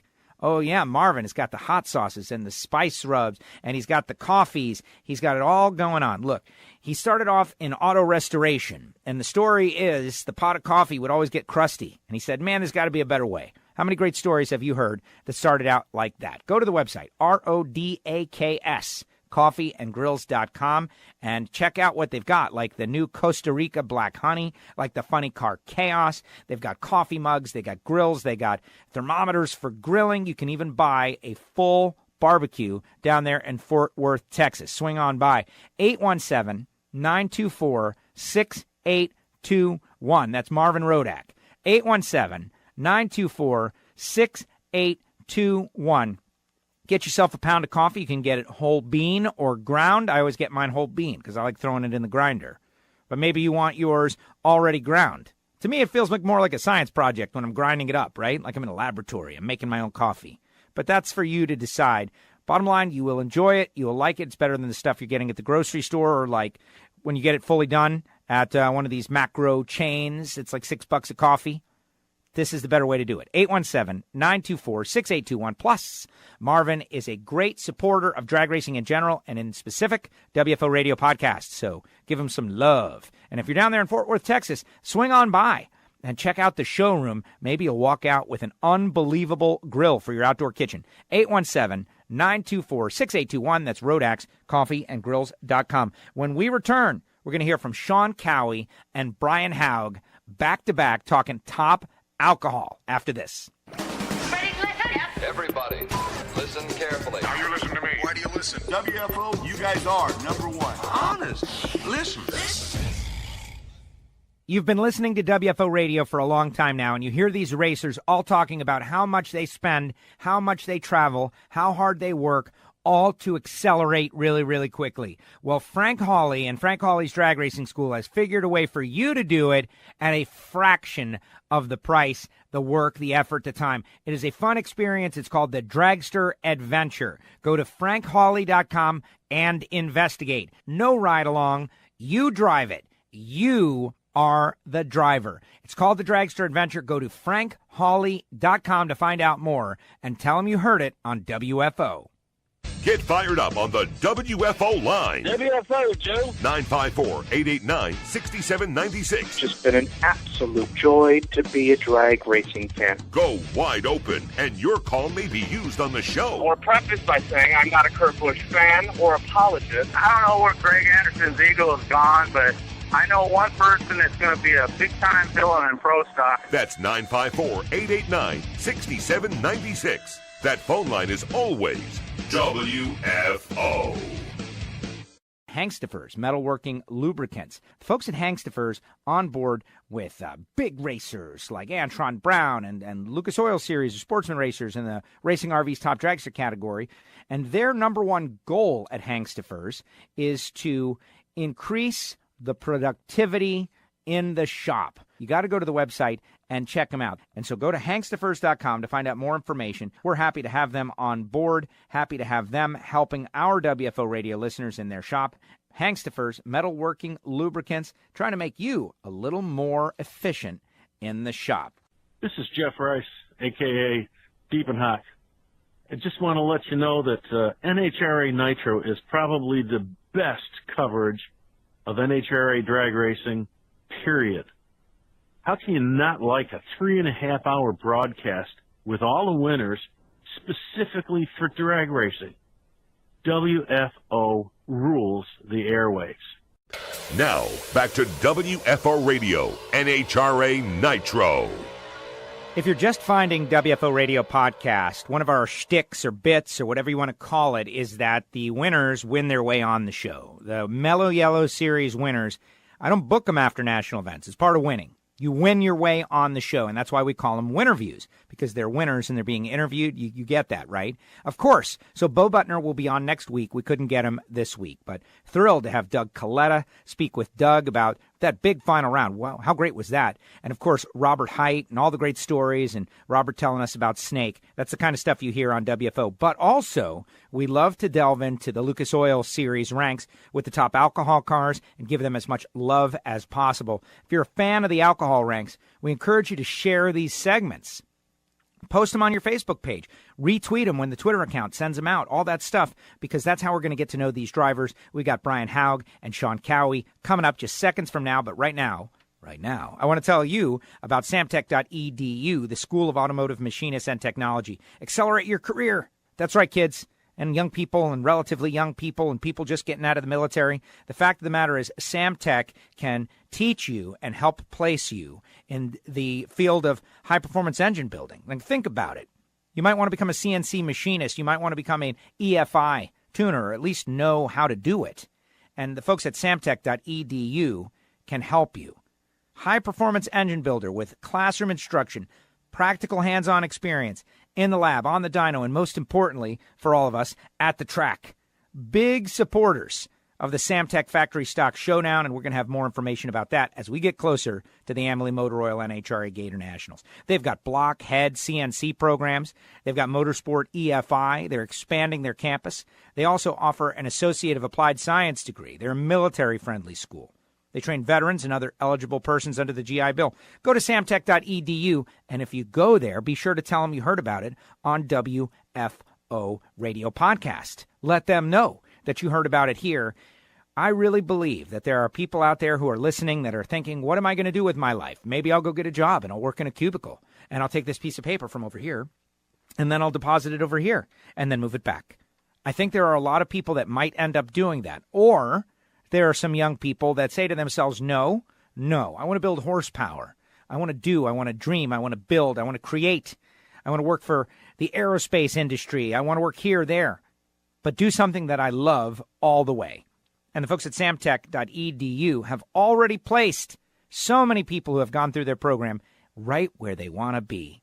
Samtech.edu. We say start your education at full speed for a reason, and that is the folks that go to Samtech, they get a jump start on the competition. Check them out, samtech.edu, and let them know you heard it on WFO.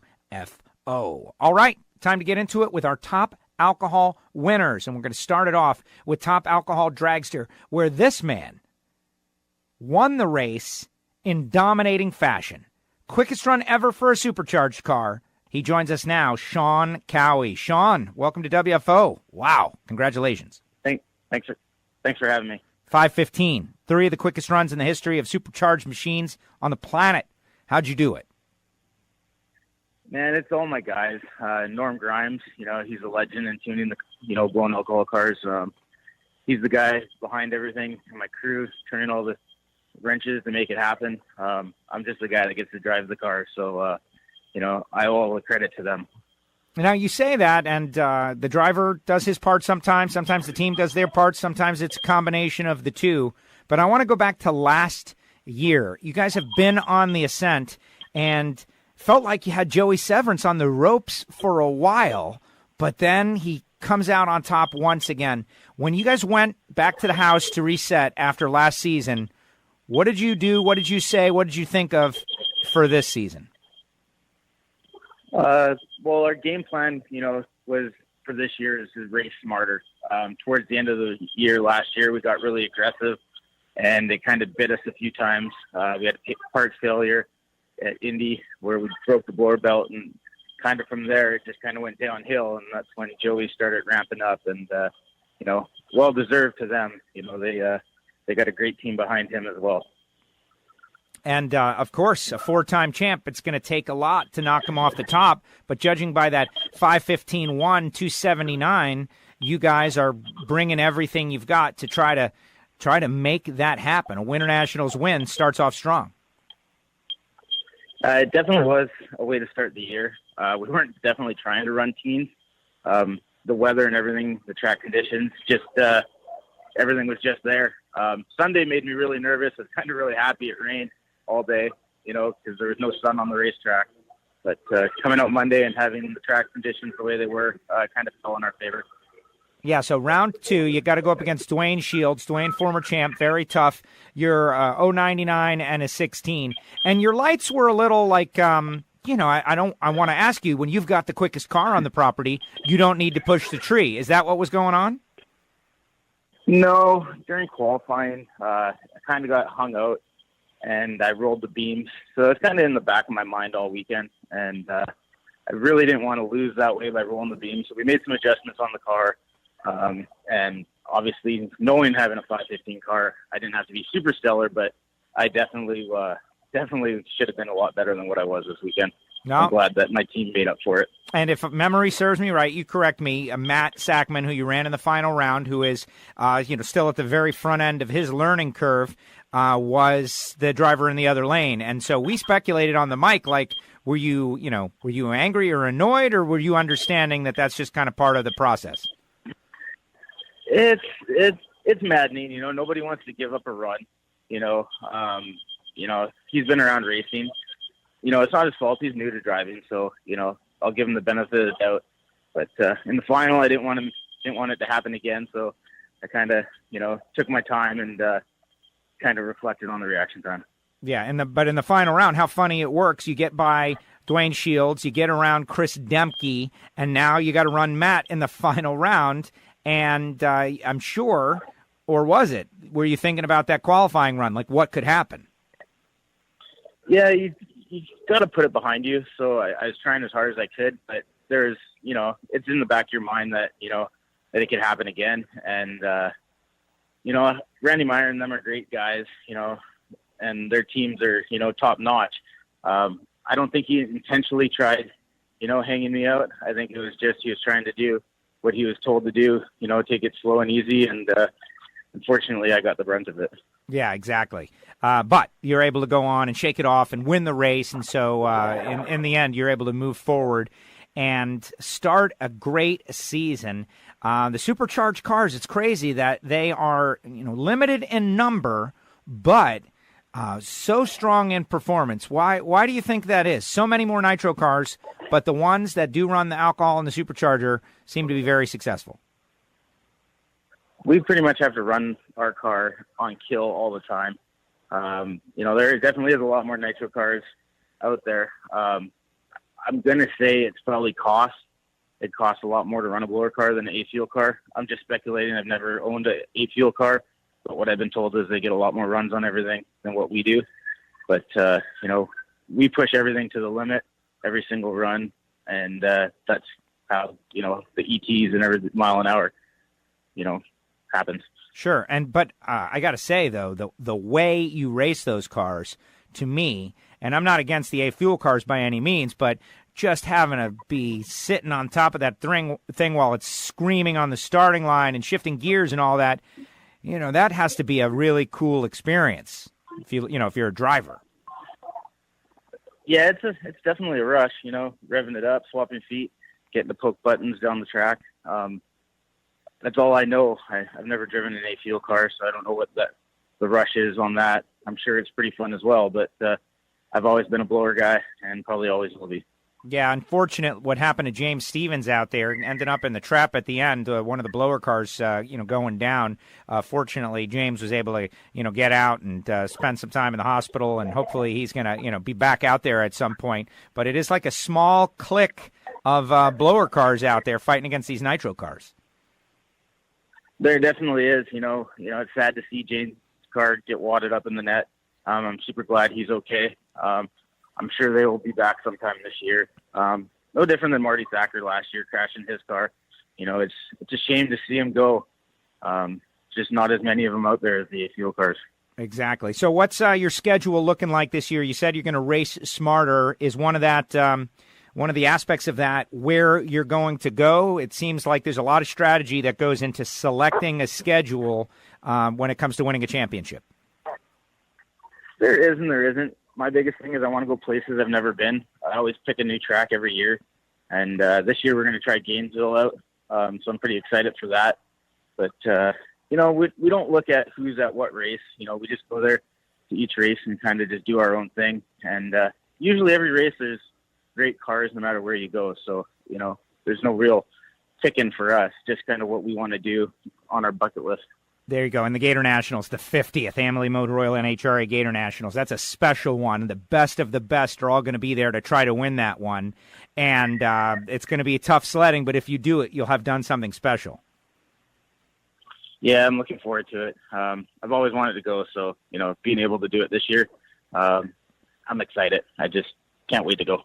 That's great. Shawn, congratulations on a big win, and the 5:15.1, that's just ridiculous in a blower car. Love the teens. I'm wondering, Reichert's record is very old, and I don't know if a blower car will get it, but, maybe, could someone get it? Should we start thinking about that? I think maybe we should. Yeah, you never know. The conditions have to be perfect, and they were this weekend to run that 15. But, hopefully there would be room for a blower car to do it one day. I just don't know if it's anytime soon. There you go. And, of course, the rules were very different back then, and that's why it has taken so long. Shawn, congratulations on a huge victory out there at the Lucas Oil Winternationals. Great day at the races, bringing home the Wally, and thanks for coming on the WFO Radio podcast to share it all with us. Awesome. Thanks, Joe, for having me. Shawn Cowie with us here on WFO Radio. Goes out there, dominating fashion. Norm Grimes obviously got it figured out. The weather conditions, big part of it. Goes up against Matt Sackman in the final round, and I agree with Shawn. And I know it's not even agreement. It's just, Matt is getting used to the cockpit of the race car, right? He gets to do this a couple times a year, and took a little longer on one qualifying run. Bit of a bummer, but they both made the final, and Shawn won. So I kind of consider it a non-issue at this point. Shawn comes out on top. Matt runners up. Matt was on the show last week. Shawn was on the show this week, and we're really want you to know and understand how hard these folks that are in the Lucas Oil top alcohol ranks are working and how cool they are. And so let's keep on going with our Lucas Oil top alcohol funny car winner who got a little bit of an assist from a former champ. We're going to talk all about it. Brian Hough is your winner, and he joins us now. Brian, welcome back to WFO Radio. How are you? Doing great, especially after yesterday. Yeah, exactly. So rain postponed till Monday, and that didn't really affect you guys at all because you had a quick hot rod all week long. First of all, this has got to feel great. It had been a little while. It had been like 3 or 4 years since Topeka, and these last 3 years we've really struggled, and then had this little Sweden guy ask if he could help tune our car, and look at the amazing difference it just made. Yeah, he's pretty good, right? Talking about Jonnie Lindberg, everybody should know that. Kind of came on with you guys last third of last year. Tell me about that deal and how it came together, considering the results have been so great. Oh, he was planned to go to Dallas last year and had decided not to go, and he called me up, and we became friends 3 or 4 years ago when he first came here and to race, and he called me up and said, hey, I got a plane ticket to go anyway, can I come and help you guys? And we were like, obviously that's a no-brainer, of course you can come help us.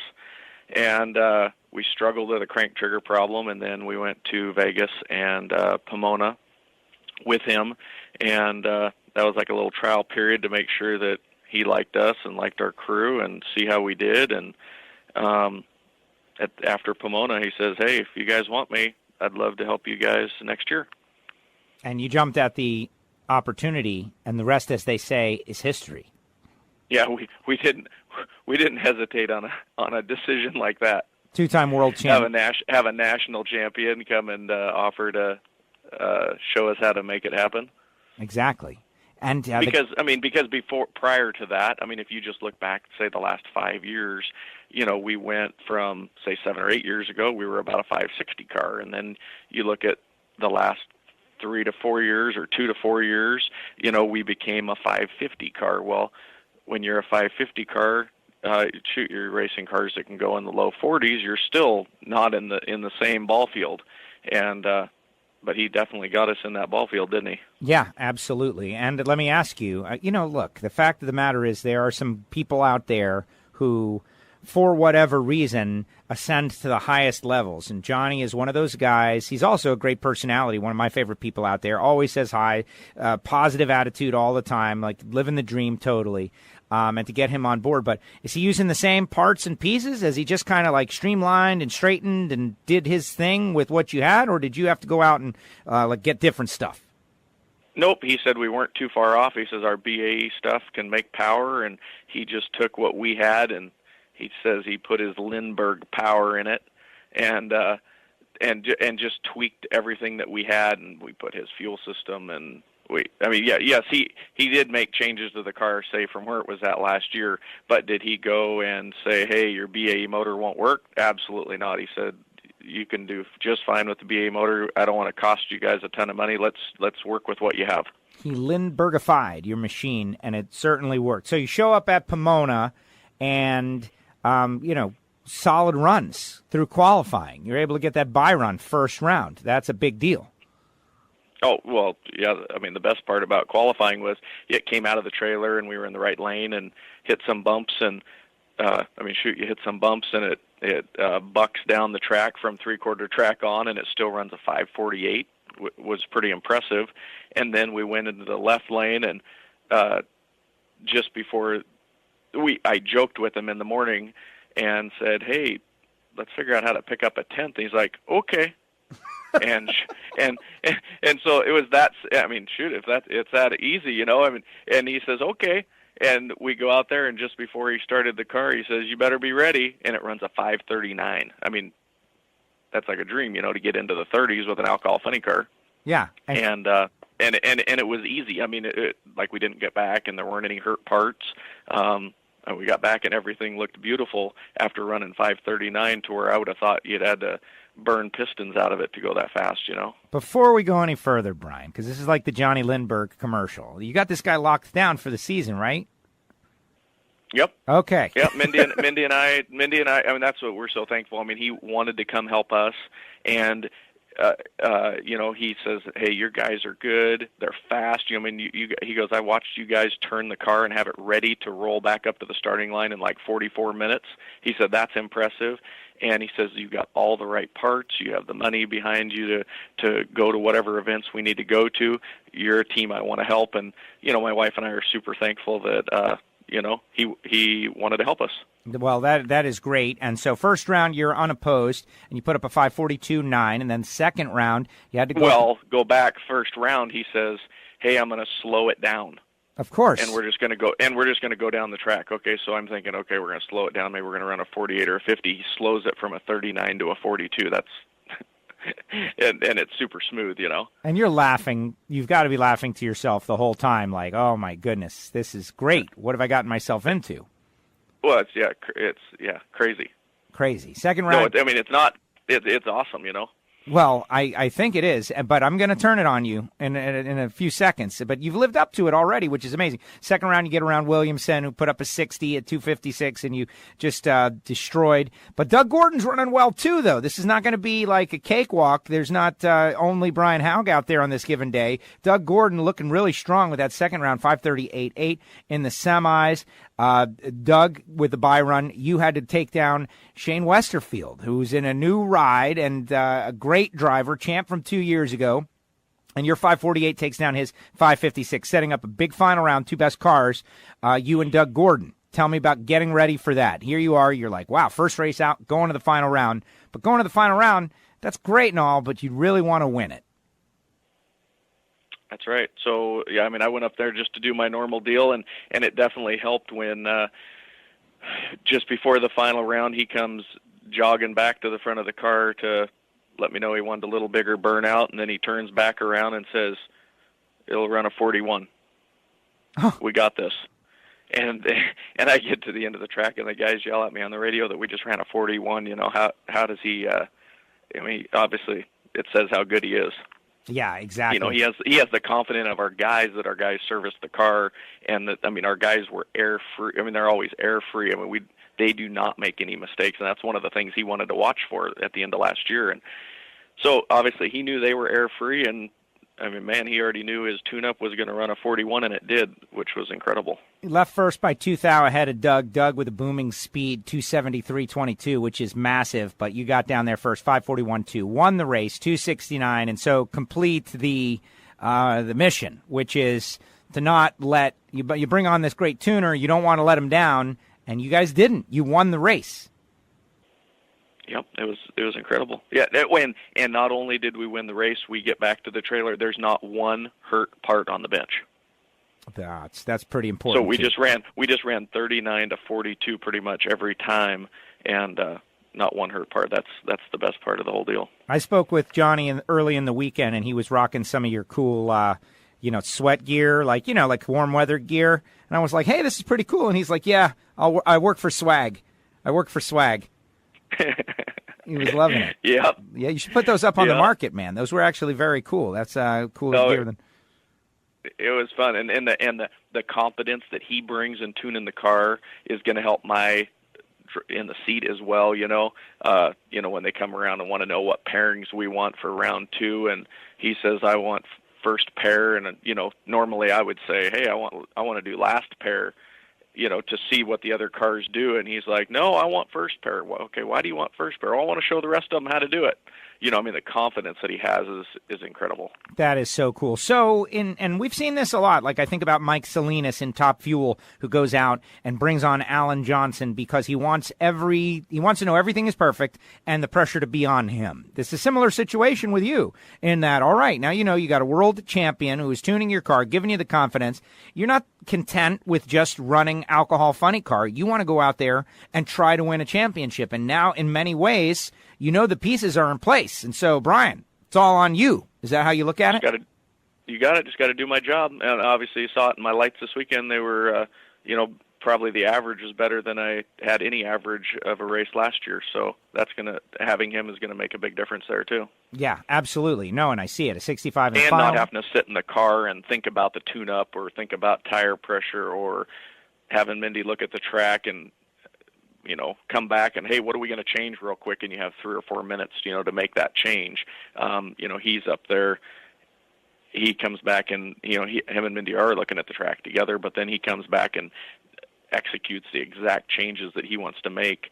And yeah, he does make quite a few little changes that add up to repeating the same number time after time.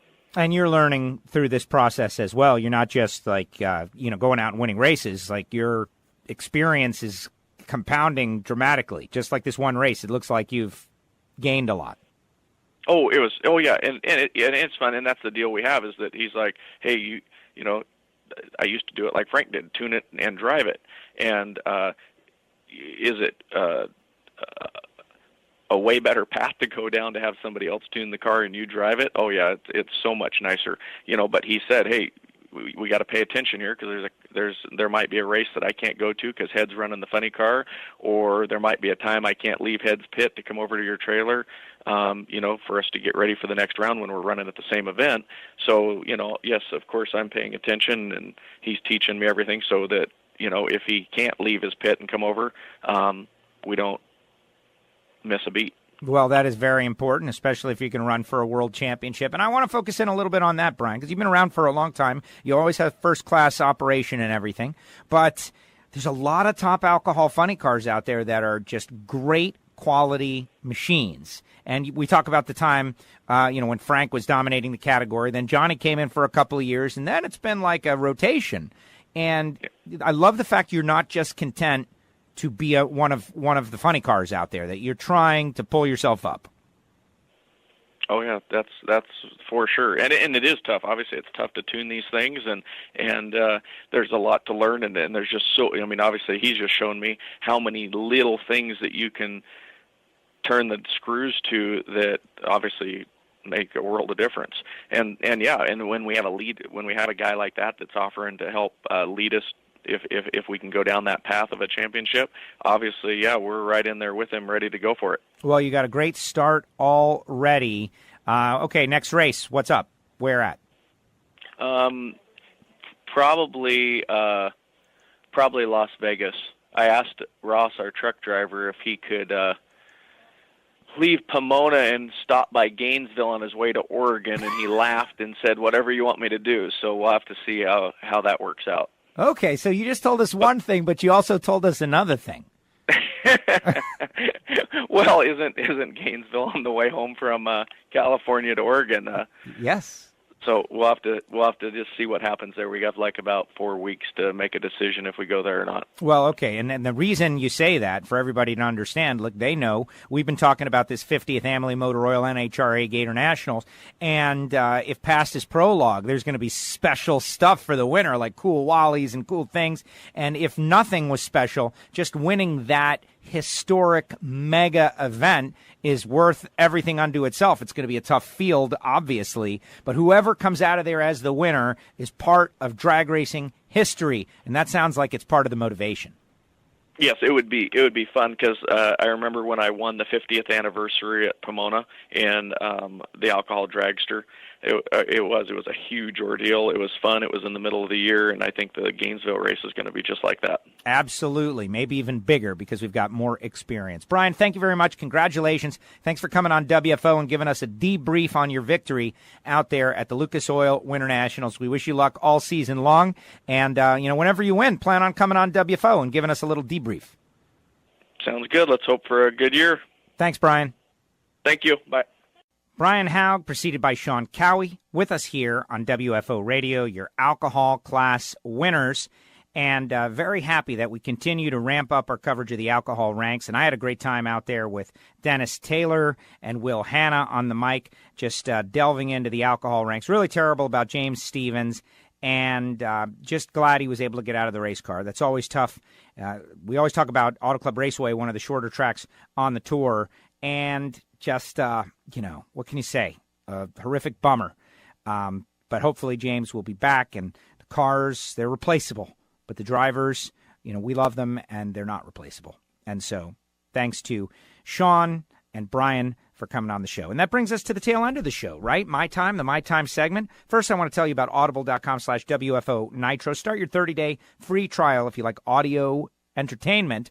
Audible.com/WFO Nitro has got it going on. All kinds of titles, all kinds of stuff. Check it out. Audible.com/WFO Nitro. And there you have it. All right, My Time. My Time is brought to you by Patreon.com/WFO Radio, which is a totally different thing, a totally different feed, right? We've got some people on there. What they do is they pay. They pay to hear the VIP stuff, the behind-the-scenes stuff. Like, for instance, they got to hear Robert Hight before the rest of the world, right? Like immediately, practically in real time, they got to hear Robert Hight, which is super cool.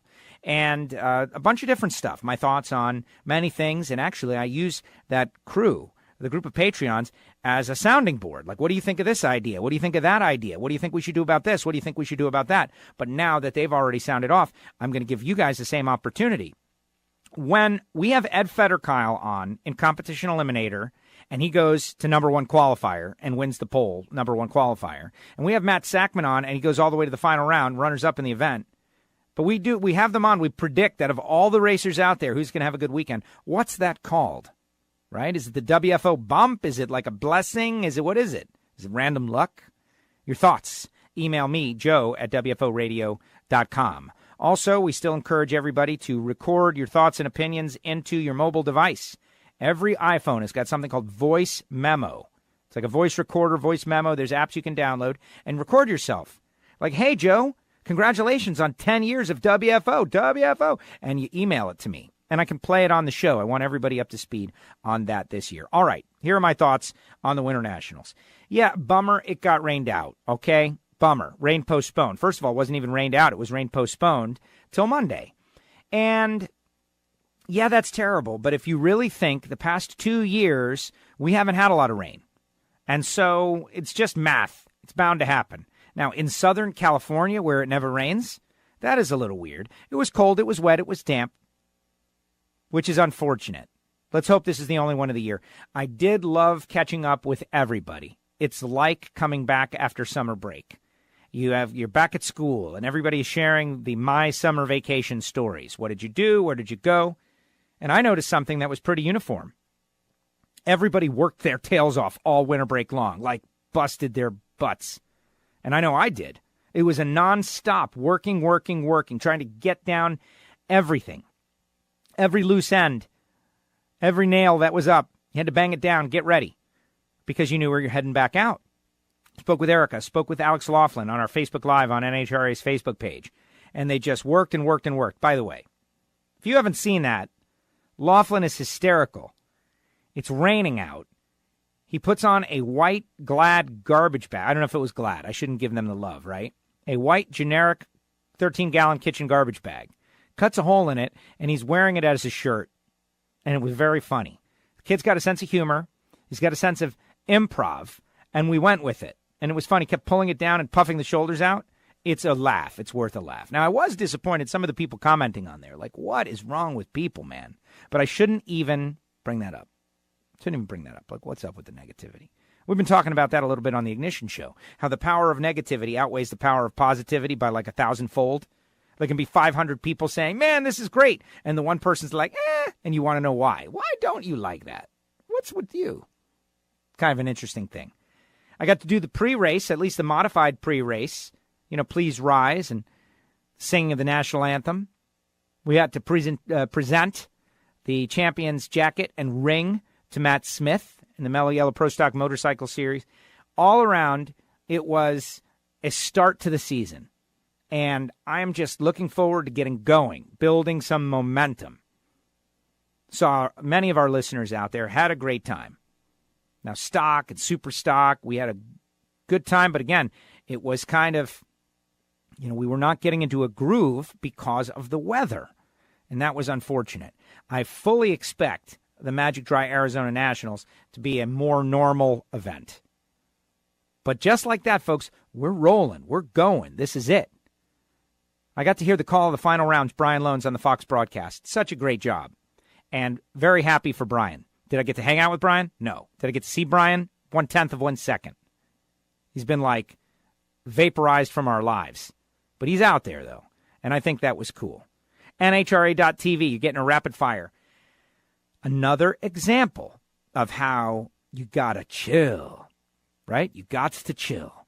Meaning, whatever it is, don't freak out, right? Some people have said in the past, Alan Reinhart, I believe, WFO, why freak out?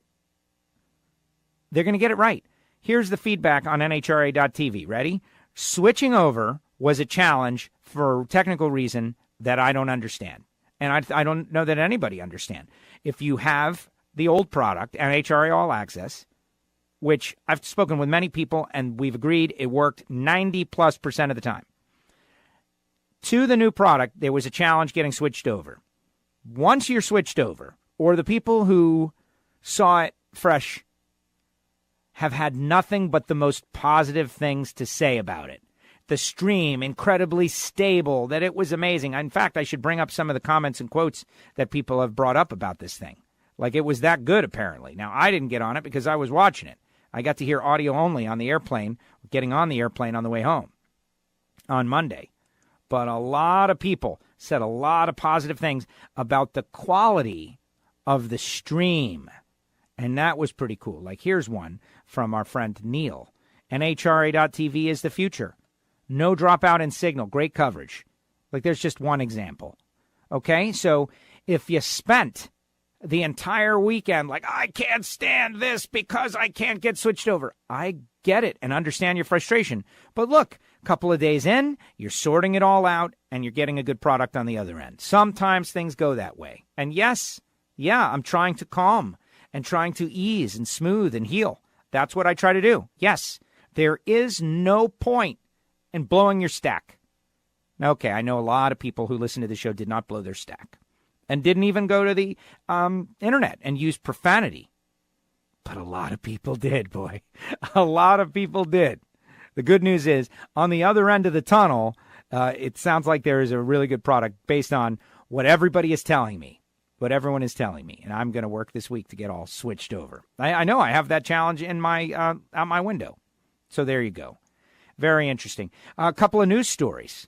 You know, the Golden Knights performed at many NHRA races. They had a very difficult situation down there at the Homestead Air Force Base. Several members were injured. Of course, our thoughts are going to go out to them, which is, only right. I had many interactions with the Golden Knights over the years at NHRA races. And we had a lot of fun. So that was a story that I caught in the news as we were going to air, just like that. Now, again, we want to reach out to you, the listeners, and engage on the show. So if you have thoughts, if you have opinions, if you have guests that you want to hear, consider what you're doing and send it to joe@wforadio.com or just record into your mobile device so that we can get your voice on the show. And then there's the wide open line, 954-889-6796, that has a voicemail on the other end. And back in the day when Skype owned themselves, I could leave a great voicemail message for you to, follow the instructions. Here are the instructions, about 30 seconds. Whatever the subject, whatever it is, good or bad, fire it off, and chances are we'll play it on the show, just like that. Now, final note, the WFO Radio Fantasy League. We have one of the most amazing trophies in all of sports in the WFO Radio studio. And the yearly winner of the WFO Radio Fantasy NASCAR League, yes, it is NASCAR, which gets started this weekend with the Daytona 500, gets your name, your team name, on the trophy. We've been going for a while, since 2007. The trophy was made by Tom Patsis of Cold Hard Art, out of parts from DSR Nitro machines, Hendrick Motorsports NASCAR machines, and Penske Racing's IndyCar machines. And they're all welded together in just a beautiful thing. And, of course, Tom Patsis has become like a renowned artist.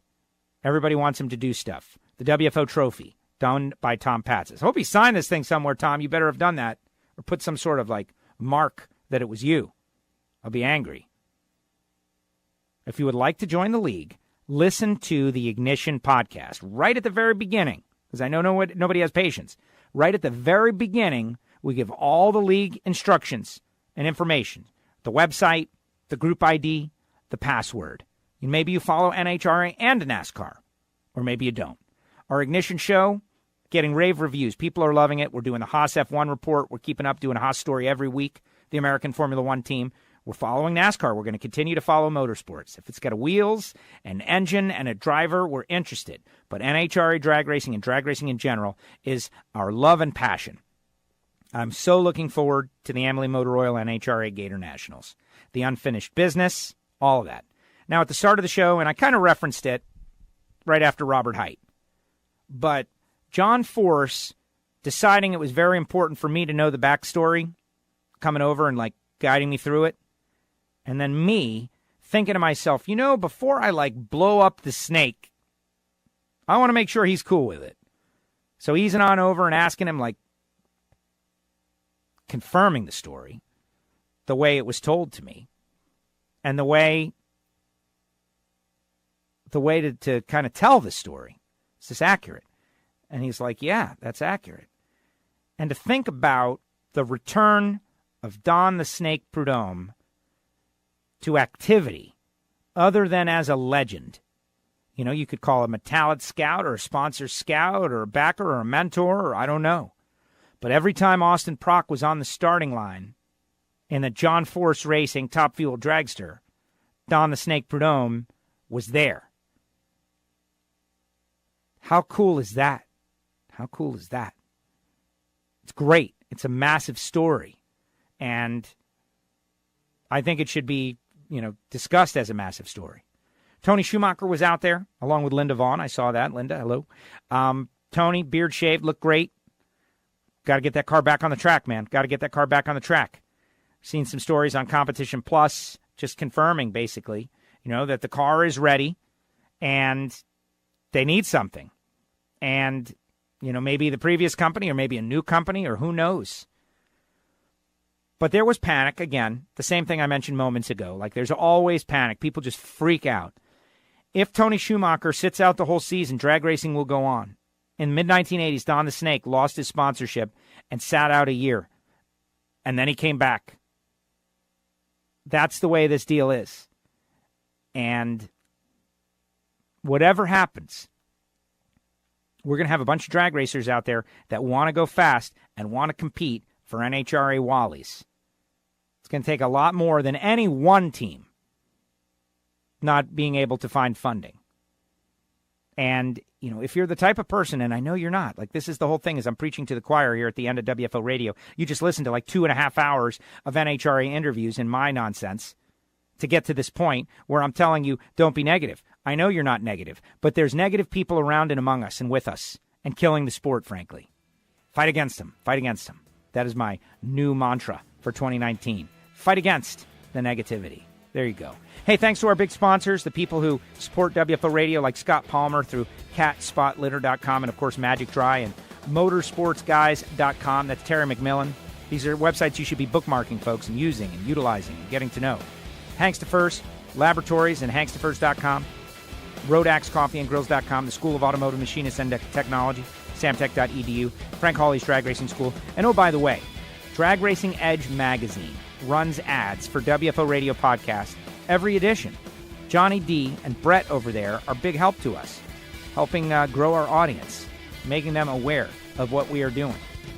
And Extreme Velocity 3 Drag Racing, the mobile game, EV3, download it for your mobile device and play the game. Somebody recently said to me, wish they had a game. There's a game. It's tough. It's like real drag racing, man. You got to make moves and you got to change the car, and the real stuff works. It's pretty crazy. Extreme Velocity 3 Drag Racing for your mobile device. There is a WFO season on there. You can win your way onto WFO. We'll interview you for winning, just like that. All right, everybody, that's going to do it. Thank you so much. I appreciate it. Look forward to seeing you next week. Blake Alexander already going to be on the show. Bo Butner going to be on the show. And the word is, get this, there's a good chance, I shouldn't tell you, there's a good chance Austin Prock is going to be on the show next week. Subscribe. Don't miss one. We'll see you next time. WFO. WFO! The views and opinions of the hosts, guests, or callers do not necessarily reflect that of the station ownership, advertisers, or agencies. I love WFO Radio.